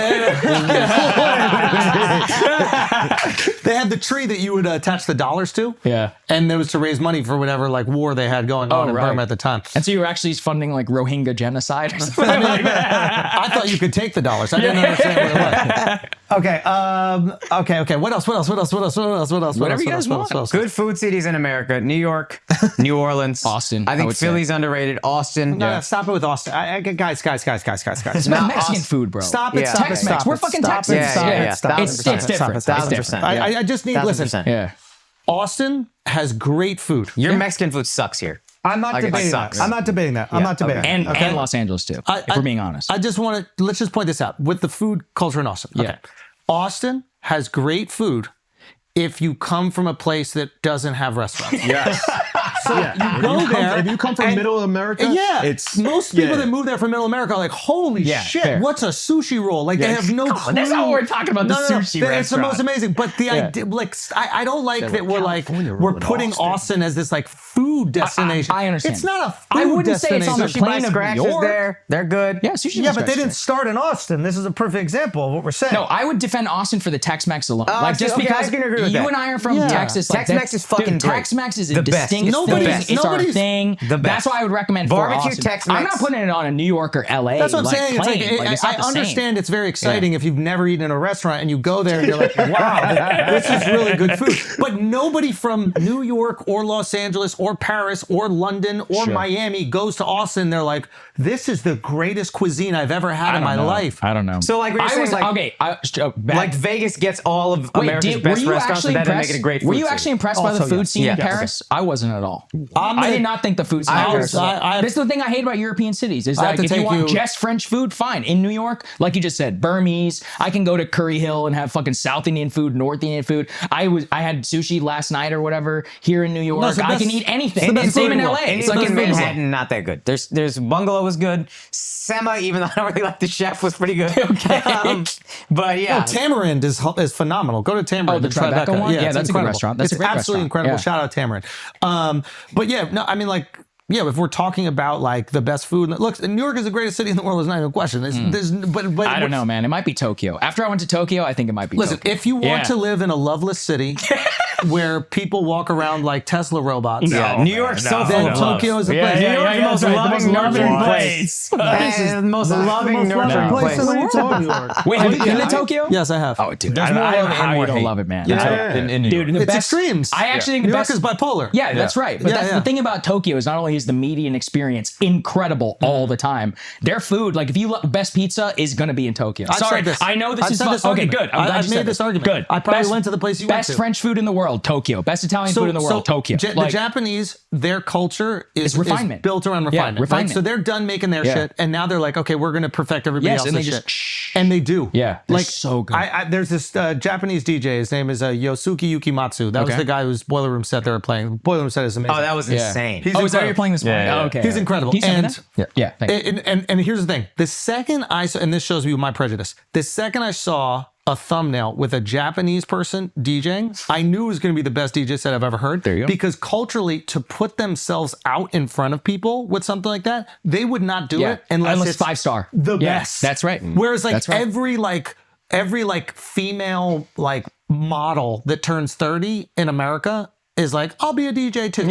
Like there's no, you know what I mean? There's no like, oh, you could give shame to your family That's true, by that's going to true. do this. So Japanese refinement, it is incredible, the best of the best. But for me, part of culture, like when I go visit these places, is I need to feel the love of people. I need to feel the affection. Like when I go to Mexico, Mexico is the greatest. For like It's awesome. outside of I America, love Mexico. It's great. the love you feel. Yeah. Like in Italy, when you're in Italy, just the love, the fucking Maybe not passion that you Akash and I, feel. but yeah. Oh, wait, is that They're like, where you from, Libya or something like that? It's like you take a boat over here? And Yeah. I'm like, no, it's a U.S. passport, actually. I'm like, I fucking own your restaurant right now. Should you be selling oranges on the street? It's like, I'll take 2 of your limoncellos, bitch. Yeah, it's like, So yeah, there is. So I appreciate the refinement, but in terms of like the actual like cultural appreciation, like I got chastised at an illegal bar for kissing my wife. Whoa! The bartender was like, finger waving, stop that. no, I love that, dude. Why? Because it's about decorum, man. It's about we all act a certain way. When you're on the subway that's the in most New conservative York, shit you I thought you were a libertarian. Get out of my business. No, I didn't say I'm a libertarian. I say I appreciate. I'm the most conservative guy. Also, I want to give a couple quick shout outs.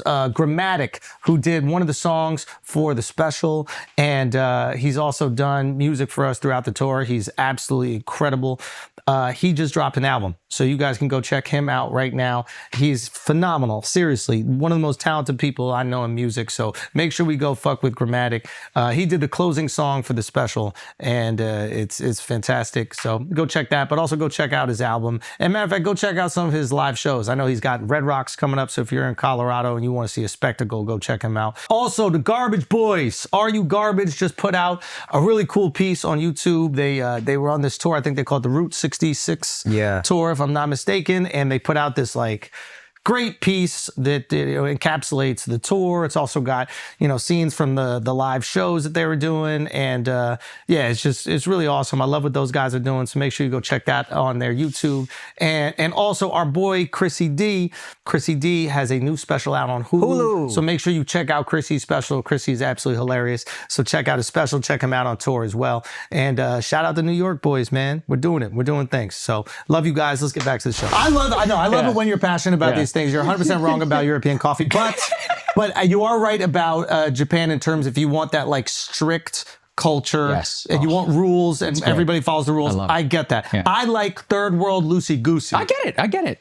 Look, it would never work here. I'm just saying I appreciate it when I'm there. Yeah. And when you're on the subway and you're rammed up against somebody and nobody's saying a fucking word, you can hear a pin drop. When people are polite to one another. I don't like that. I'm understanding how not Indian you are.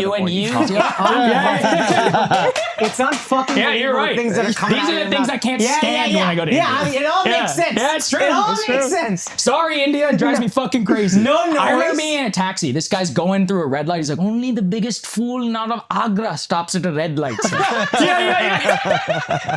was like, why are you doing? He's like, only the biggest fool in Agra would stop at this red light. Agra? It's where the Taj Mahal is. Yeah, I gotta go to India, dude.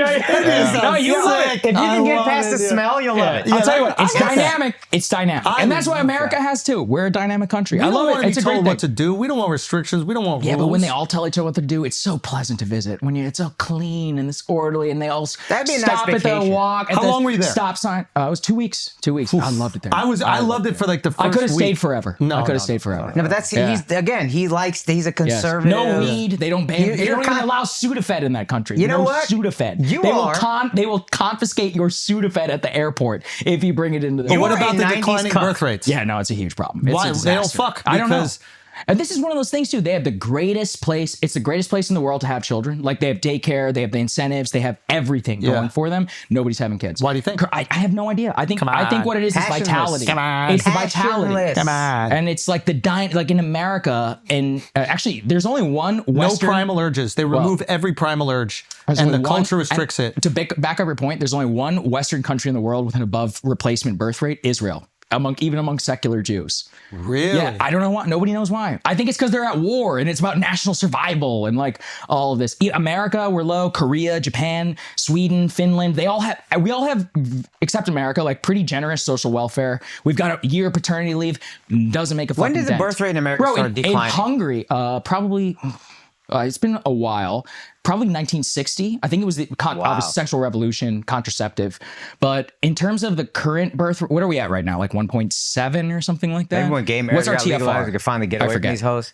Anyway, my point is that you can throw all of the money, all of the social incentives that you want. Hungary, they literally pay your mortgage if you have 4 children. People just don't do it. Like, it's like, there's something about it. Oh, wow, that's actually lower than I thought. That's not good. 1.6. Now we're coming back, though. But what's Korea at? Korea's like 0.9 or 0.8. No, it's right here. So bad. It's South Korea. Yeah. 0.78. Wow. Disaster. That's for people who don't know. That's the total. It's the TFR is the total fertility rate, which means the replacement needs to be about 2.2 to grow as a civilization. Japan loses 0.5% of its population every single year, so it's a disaster. Right? And no immigration. Well, yeah, and they have zero immigration. But that's the thing. When you go there, it like makes sense. They're all like they Japanese police each other. It's part of their culture. Yeah, that's what makes it great. That? As you describe it, you like that. You want to be policed. There's something about it which is so comforting. Would you raise kids like that though? No, I probably wouldn't. Thank you. Dude, I'm American. All right, I've got this frontier shit inside of me, and as much as I love the rules and all of that, when somebody tries to tell me what to do, or I started my own business just like you. You know, Exactly. it's one of those where You hate I'm like, non-competes. fuck yeah. Yes. And you see those salary men walking around Japan, but it's nice. It's a nice place. And then I they're going to do recommend visiting. karaoke alone. It's one of the saddest things you've ever seen. I don't get that. Well, they need outlets for their passion. Like one person will Yeah, just no, go they have stalls. By themselves. They have karaoke in their stalls work there. in their It's working weird, outfit. man. And they'll go and they'll sing fucking Bruno Mars until their fucking heart falls out of their chest. That's so sad. It's incredible. There's elements of, if the longer you stay in Tokyo, the more depressing it becomes. And you start to see like the lovelessness of the culture. When you first go there, it's the most culture shock you'll ever experience. Yes, And it is, yes. I want to go back. I want to go back with you guys. You're gonna have the best food you've ever had. You're gonna have the best massage you've ever had. You're gonna have the best of every Like anything. Yeah, it's incredible. But when you start to talk to the people there, especially the people who speak English, Yeah, that's and talk to the women, it is the most sexist place I've ever been in my entire life. Yeah, it is actually the most sexist developed country in the world. It is without a doubt. It's like Hold on. Well, here's the problem. The women have no upward mobility in terms of not jobs, in terms of their like sexual identity. So they stop sexually aging at like 13. Old women can be cute. They can't be elegant. They can't be like beautiful or stunning. Everything is cutesy. They're just like, hee hee hee. If you go into like the nicest stores over there to buy clothing, all the women's clothing are like skirts that come down to their ankle. Yeah, sure. There's nothing. Now, I'm not saying women should be like revealing and slutty, but there's nothing that even wraps itself around that. So the female identity is, I'm a 12-year-old little girl with my little cartoon makeup. What do they call it? Kawaii? Kawachi. What are you talking about? I think that's like the term that they use for like cute. Like everything's kawaii. Yeah. So it's all about like cuteness, and What there's about waifus and shit like that? Like, isn't that? No, it's bifurcated. It's like a barbell culture where it's like you either are extremely sexual or you're very conservative. And even in the they extreme exist in the sexual, same. but like, even in plane. the extreme sexual, Yeah. they're being young cartoons with big tits. Yeah, it is weird. It's this, and then you see like the relationships. You see people out eating together. I'll see a couple out eating together, and both of them are on their phones playing Fruit Ninja, not even looking at each other. It is. I'm telling you, it is one of the most tragically sad places you'll ever go to, while at the same time one of the most unique and brilliant and incredible. So there is a cost to that brilliant in the Absolutely. And the cost to me is like the reason I like to travel. I which would is the never heart give and any of soul. it up. Would I ever want that culture here? But there's something I love about it for Yeah, them. go dip in. Yeah, Go just to take come it. in there and just be like, man, I'm so safe. Dude, when you watch little 6-year-olds go to walk by themselves to school in Tokyo with their backpacks on at night, you're like, this is fucking insane. This would never happen. Just seeing shit like that, you're like, what? You the never feel fuck? danger at all. Zero, nothing. Our boy Like, Ben Uyeda got blacked out drunk there, streets Really? of Tokyo, fell asleep, woke up, his shoes and socks put next to him, Yeah, socks exactly. folded, Right. his sweater put behind his head as a pillow, and people just walking around him to go to work in the morning. Yeah. It's beautiful the way that they care about each other. They're in terms of like protection and respect. Yes. But there's everything is about respect. It's all about respecting. But no, there's huge cost to it. You're But the right. cost to me the cost is, is high. Dude, you go to Mexico and you feel the love in that culture, bro. Like it's just, it's like vibrating. Like That's true. If you have a kid, the way that even when I was there when my wife was pregnant, the excitement about her being pregnant, they want to tell you about their kid, and you're just like, it's magnificent. great. Yeah, It's just amazing. But the magnificent. emotional volatility is the buipolar. That is true. You know what I mean? Like Yes. That's the cost. bifurcated. Bro, there's trade-offs for everything. 100%. That's it. That's all. 100%. I do think more Americans should experience Japan. How about that? Agreed. Because there's elements of it that we should. Yeah, we're like, hey, it's actually pretty nice to live in a city that's pretty fucking safe. safe. Amazing things can happen. Commerce, like you can walk around, you can send your kid there. Now a wife can work if she wants to. She doesn't have to take, have to worry about her kid not coming home at night or whatever. We don't deal with that. I mean, isn't that like I don't want to get into like fucking evolutionary biology, but like, isn't that what takes humans out of the chimpanzee realm? Is like safety. Oh, civilization. Like, yes, am I that's right. safe enough to develop ideas? Absolutely. Like, Yeah, if you you're right. watch that chimp show, every second they're worried that the alpha is going to just start a fight Yeah, to it's posture. either violence or eating. Like that's all you worry about. Your base instinct. And Like then that's once- what almost the animal kingdom is. Once those are satisfied, we start building skyscrapers. Yeah, Make absolutely. art. Yeah. So, okay, there is something. Okay. What's your take on the economy? Do you think Trump has been good for the economy, bad, or it's too early to tell? Too soon to say, obviously. There is a problem. There's something called thermostatic public opinion, where the idea is it's like a thermostat. You can push it up or push it down. So the day, for example, that Trump took office, Democrats flipped from saying the economy was good to bad, and Republicans flipped from the economy is bad to good. Because they're like, Biden's economy was a bad. Exactly. So it's like, is it really about the economy or was it about something else, right? So like, this is why it's hard to say. We have some data points. We were talking about the S&P or whatever before. The problem right now is consumer sentiment is going down. People are a little worried about tariffs. We have issues. Can you explain what consumer sentiment really means? Sentiment is the confidence in the ability to purchase things, either consumer sentiment is like to purchase things either cheaply or the want to consume in the future. It's actually an index that people and that's based measure. on my confidence that I'll have the money in the future to buy. Bingo. And if I don't feel like I'll have it's like future purchasing power. Got it. That's another part. Yeah. So if we're at all restrictive in our spending, it's an indicator that we don't have confidence. Got it. Okay. America is a consumer-based economy. We don't build anything. 70% of the GDP is literally just consumption. That's all we do here. We're very good at it. So there's that. Home prices sky high in January. That was a big reason that we had a correction in the market. There was mortgage rates remain around like 6-7%. Disaster. Average home price is still like $400,000 in America, roughly 1 million in a metro area. That's really bad. Credit card debt is an all-time high. The gambling thing doesn't fucking help. Like, there's a lot of indicators there where this is why I think Trump won the election, a big reason. And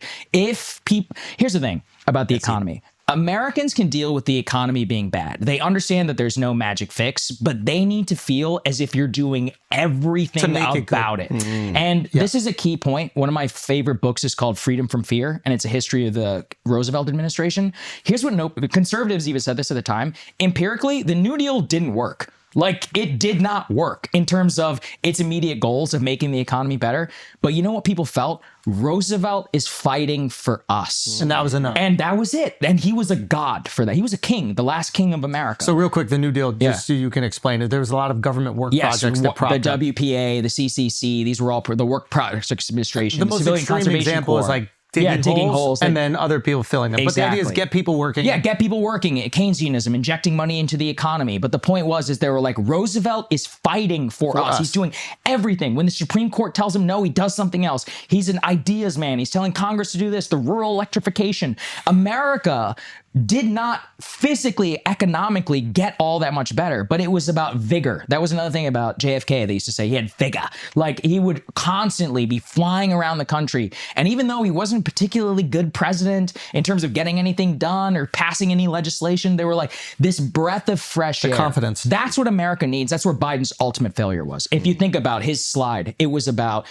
nobody said you have a magic egg button or a gas button. Yeah. You're just like, you're not doing anything. We don't think you're doing anything. You're not doing anything. Okay, one thing to that. That's the danger that Trump has, is with this DOGE stuff, is if we don't get to vigor, dealing with things on a daily basis. Then America gives you about a 9-month runway. If we look at Biden, he sank in October with Afghanistan. It was really about a lot of other stuff. Trump's got about 8 more months to go. You see that comment on Twitter all the time where it's like, Gulf of America. And then the first comment will just be like, are eggs cheaper now? Right. And it'll have 1,000. Right. That's right. So to this, when I was looking at the market, and I know nothing about the fucking market, okay, but I have some money invested, obviously. And my first reaction to someone telling me, hey, this market looks a little suspect, my first reaction was, man, Trump wouldn't let the market fail. Now, can he do anything to keep it up? No, but I mean, a little bit, but of course. Right. But there's a part of me that goes, in my mind, he cares so much about how that would reflect on him that he would do everything in his power to maintain it. Yeah. Can he? Who knows? But that little feeling, like you were saying about Roosevelt. Oh, Roosevelt, yeah. Is this feeling is like he wouldn't let, or he is trying to do it. And that's really important to us. Yes. The idea that that's everything. Yeah. No, that's very key. But that's what I'm saying. My worry about Trump is this distraction. And look, America, something's going to happen. Like every presidency, 9/11, right? 9 months into the Bush administration, 9/11, all of a sudden the whole narrative is different. Under Biden, Afghanistan, it wasn't planned. It just fucking happened. The Ukraine, Trump won. COVID literally changed everything. You know, something will happen. Katrina or whatever. And those are the clarifying moments when the magnifying glass comes onto you. And if America doesn't like what it sees, they will turn on your ass so quick. George H.W. Bush went 91% to losing the election in a span of 18 months. once. Like you can just get blown the fuck out. So it's your so reaction quickly. to that cataclysmic It's event. usually When you say George that. W. Bush lost, you mean when the Republicans lost in 2008? No, in 1992, George H.W. Bush. George H.W. Bush Okay. had a 90% approval rating. Wow. In 1991, blown the fuck out in the 92 election. Like, again, 04. What was it? Was that Bro. something happened, or was it Ross Perot splitting? Dude, it was just like there was an economic modest depression at the time. People felt 12 years of trickle down economics. Like, I don't fucking trust you anymore. Boom. You're too obsessed with safety was an issue too. HW. Yeah. So HW. Remember Clinton ran on that, like, hey, we're going to. That's right. The Cold War, whatever. They thought it was too. Yeah. My point is just that America's very fickle. They will turn on your ass very quickly. Almost every president, the biggest danger, you read too much into your mandate and you do something that didn't people quite voted for, and then you also under deliver on what you did. And if you fall into that trap, even at a feelings level, you lose. That's What about the the tariffs? great worry. Yeah, that's a huge. With Canada and Mexico. Look, I'm very specific. supportive of tariffs because I believe in American manufacturing, but the problem is that it cannot be something that's ad hoc and haphazard. It has to have a plan. We need to feel as if, yes, the washing machine will cost more. It's because my cousin is going to get a job at this factory that's going to be coming back to here. And when we feel as if it's like, it's coming in and it's off and it's all capricious, as in like it's up to Trump's, like however he feels that day, coming back and forth, and the markets are swinging like this, and I still don't have the plan yet. That's when people start to, and That again, he's still got a lot of runway. He's got runway, yeah. but you need to be careful. Okay. I'm worried about Doge. I'm worried about the tariff stuff too. We need plans. That's what we need. Recently, Bezos. Yes. Oh, the Post. Yeah. Yeah, came out and said that his op-ed section of the Post Opinion. Yeah. will now. Oh, is that op-ed? Yeah. His op-ed section or his opinion section of the Post. So the newspaper operates in itself, and there's also this section on the newspaper called the op-ed. Yeah. And the opinion part of a newspaper, and you could probably speak more to this. Maybe you describe it. It'd probably be better. Okay, so the opinion part of a newspaper is old school tradition, and it's when guys like William Randolph Hearst and similar oligarchs owned these, and they wanted to use their paper to express an opinion. Now, Wait, go when ahead. you use the word oligarch, it's like triggering. Oh, sorry. Oh, but they actually were oligarchs. No, I know, Yeah, but like, like, when we think oligarch, we think like Russian bad guy, sure. villain. Just say he was a filthy rich, politically connected person who had an magnate. agenda. He was a There you journalism go. magnate. There right? you go. Yeah. Perfect. Okay. That's who William Randolph Hearst was. Yeah. Okay. So Bezos, what he has done is he wants the Washington Post, and it's also, let me explain this about newspaper economics. The op-ed section is always the most popular. Like the most read thing in the Washington Post is not the news. The news in and of itself has always been subsidized by something read, else. he means consumed, Yes. not politically. Yeah, that's right. Yeah. Exactly. So, for example, the news itself, people don't want to pay for. They want to pay for opinion. They want to pay for classified ads. The news has always been a secondary thing funded by something else. The problem is that Bezos is showing us he doesn't actually care about his business, because the Washington Post subscription base are people who, their democracy dies in the darkness. That's why 200,000 of them canceled their subscription whenever they didn't endorse Kamala. They just lost 75,000 more by saying we're only going to support free markets and What liberties did they or whatever. say? So usually the op-ed section has differing opinions. Yeah. Right? Ish. The idea behind Yeah. it. Let's just talk about the fair idea behind it. So it could be that your paper leans left, but in the op-ed, you would have right-wing writers, you have left-wing writers, different opinions on these subjects. So the newspaper is like, here's what happened. That's right. And then the op-ed is, here are opinions about what happened. And these are potentially differing opinions. Yeah, that's right. And Bezos just announces that the op-ed is now going to change from that to espousing free market ideas. So essentially like pro-capitalism. And then what else? What is it? Personal liberty? And then Yeah, personal liberty. So he's basically saying our newspaper is going to take a specific point of view and share opinions that reflect that specific point of view.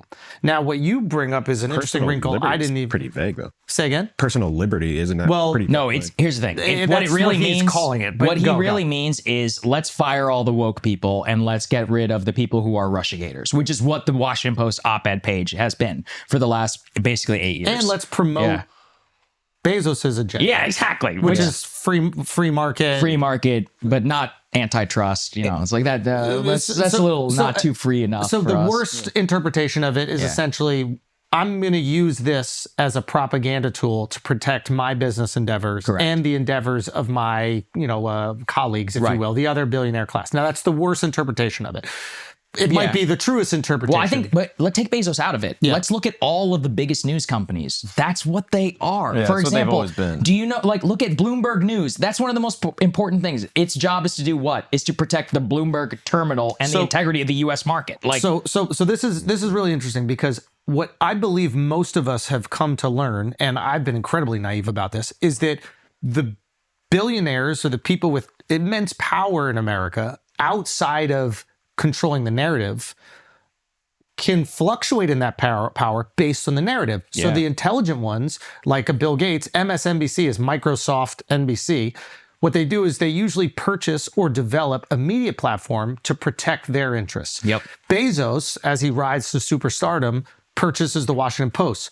With that in mind, we would imagine. I don't think he's going, hey, I just want the best ideas to be out there. No, you got to protect the fact that you're a billionaire buying a $10 million, $500 million yacht, which you have to take a bridge apart for. So exactly. So it's like a bridge that was built in 1500. You got to take it apart so it can go out. Now I'm some poor guy that can't afford eggs, and I see you walking down the street. I'm not going to Luigi Mangione, but somebody else might want to do something like that. But what's interesting is, before that happened, nobody explicitly said that was the purpose. Everybody operated in this idea like, hey, we have integrity, and this is the news, and this is the information, and the American people can decide what is true or false. He straight up said, he's not straight up saying. Can I just say this, please, this is actually a return to normal, and I appreciate this. Can you explain how that? Back in the old days, newspapers were partisan vehicles. Like Alexander Hamilton ran the Post or whatever, and it was like... Yeah, the Federalist Papers. But actually, it's a little bit I thought he was the editor of the Post. No, Alexander Hamilton was a founding father. But anyway. I'm just going to move past. All right, let me give you an example.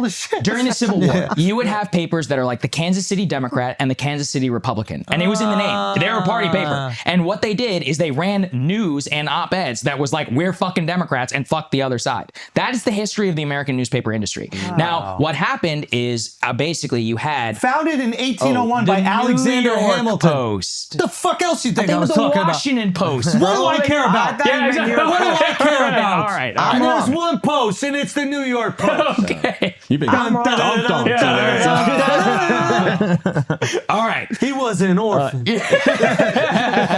There you go. Okay, so in the past, newspapers were explicitly partisan. So I mentioned William Randolph Hearst. Yes. William Randolph Hearst was like, I want to go into the Spanish-American War. That's something I want. And so he used his op-ed and his newsmen to push that agenda. Wow. But he was very open about it. He was like, this is my agenda. This is what I want. Later on, he wanted to keep America out of World War II. He would run a lot of Lindbergh stuff. Like, that's what his agenda was.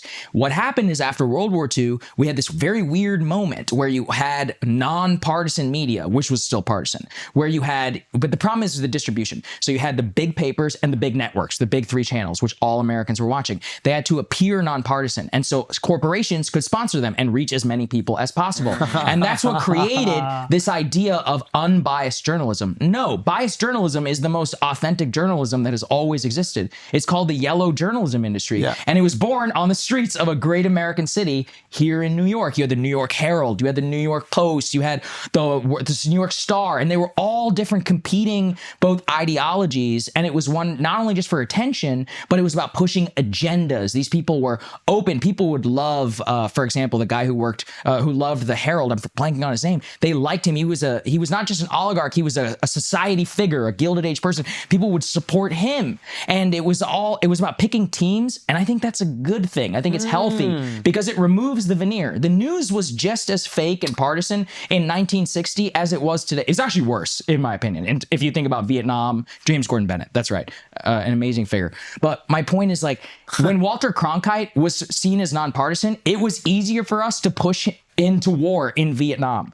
And it shouldn't take Cronkite being like, the trust has been broken, America cannot lose here or win here in Vietnam. It's like, no, we needed the grand debate instead of the manufactured consent, which is what pushed us into all of these, like Bay of Pigs. I mean, this is what they were very conscious about it. There was this controlled op-ed page in the Washington Post, which was nonpartisan, even though, the guy who was running it, Katharine Graham's husband, is best friends with John F. Kennedy. And it just turns out that Kennedy, one of the very first stops he makes on his inauguration night is to a bunch of Washington Post columnists who later become the chief proponents and defenders of Vietnam policy, which was Kennedy's policy to keep America in Vietnam. But they were seen as nonpartisan. It's like, no, we need to remove the nonpartisanship. Partisanship is good, actually. You just need to trust. Anyway, what you're saying is it's good compared to the illusion of nonpartisan. The illusion is so dangerous, and that's what we have. Why is the illusion dangerous? Because, like I said, I mean, when all of America's news was telling us that the war in Vietnam was good and that we needed to go and find it, Americans believed that and they signed up to send their sons and daughters. Dude, Iraq is the perfect example in 2003. I mean, we did not have, if we had what we had today, just based on the information, somebody like me, Glenn Greenwald, who was actually fighting this fight at the time, I'd be like, yo, yellow cake uranium, complete bullshit. This is wrong. The outcome of this would be a disaster. America didn't even have an option on cable television. And of course they support the war. They had Roger Ailes saying this is the real news. The real news. Yeah. Like, did you read that book I recommended? Dude, can't recommend it enough. The loudest voice in the room. Roger Ailes and how he understood. He has a great quote, which is people don't want to be informed. They want to feel informed. That's he understood America. He created Fox News. He created Fox News. That's right. Him and Rupert Murdoch. But then don't you have way more echo chambers and I think more separation? You know what though? At the end, it's like the printing press. The printing press led to 30 years of war on the European continent and mass death. It was still a good thing. We have more information. Because, yes, it led to the Protestantism, it led to civil war, it led to all of these debates, but at the end of the day, it was like the Catholic Church no longer controlling the minds of the serfdom. It led to the Renaissance, it led to ideas. So, look, the internet is the printing press. We're returning to the mean. Like, we have a new form of distribution. We can debate. How long have we been going here? Like 3 hours? Like, we're sitting here, we're fucking talking and all that. This would never air. 45 years ago, America was locked the fuck in to bullshit. The echo chamber is already stunts. And the thing is, that echo chamber is 10 times worse than any echo chamber today. Even the most echo chambered Republican is still has access to liberal media. Even the most echo chambered liberal still has access and can go at any time they want to Ben Shapiro or whatever. Somebody's out there. 45 years ago, there was no option. So you got nothing. You got to get a train soon. Yes. But just to button this, like, being biased is at least more honest. So it's an improvement on honesty, whereas before the illusion of being unbiased takes a reader who thinks he's just getting the news. Now at least I get to look at the Washington Post and I go, okay, this is going to be maybe a more right-wing perspective.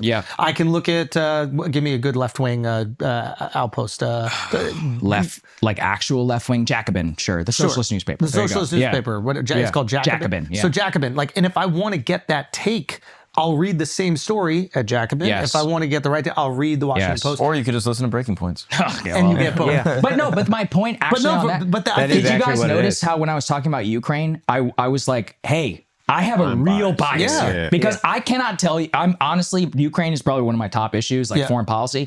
I cannot give you the real pro-Ukraine side with the same enthusiasm that I do. I tried to do the whole steel man thing, but I'm just not going to do it. Like, if you want to hear that, go to David Ignatius, go to Max Boot, go to Anne-Marie Slaughter, any of these people, these real neocons, liberal ones, they believe in this shit. Please go read them. Don't just listen to me because you need all your information. This is how you get I agree with you. That's what I'm saying. Institutions is understand what you're digesting. If you tell me that food is healthy, and then I eat it, and I get some sort of disease, I stop trusting the people who are telling me it's healthy. If you tell me something is not healthy, every cookie spot we go to, they go, yo, this is 1,000 calories. When I feel like shit afterwards, I'm like, you better give me that 1,000. You know what I mean? If I feel healthy after that cookie, then you're lying to me. So okay, at first I was like, I was concerned about the bias in information.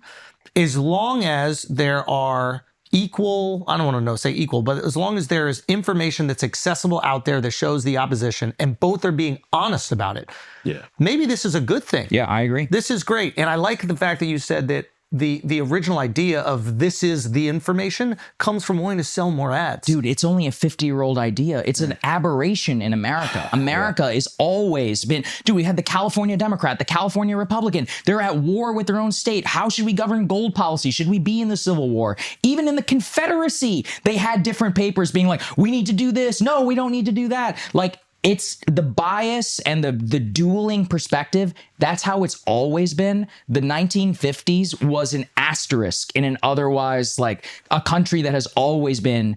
We've always recognized that news and information in and of itself is not actually all that valuable, as in X, Y, and Z happened. People don't want to know that. They want to go X, Y, and Z happened, and what did it mean? And that is what the newspaper and the information industry is all about. So I'm still very optimistic because in the internet age, it's not just about declining trust in mainstream media. It's about an explosion of a new possibility. And there'll be a lot of bullshit out there, just like the invention of the printing press was mostly what? Pornography, conspiracy theory, whatever. It was starting wars. It was chaotic. But the net benefit was lack of control by singular institutions with their own agendas. And I think the decentralization of this will be very chaotic and it will not necessarily be comfortable, but I think we'll end up in a better place. Saagar Enjeti, Breaking Points. Go check it out. Thank you so much. We love you, brother. We appreciate you.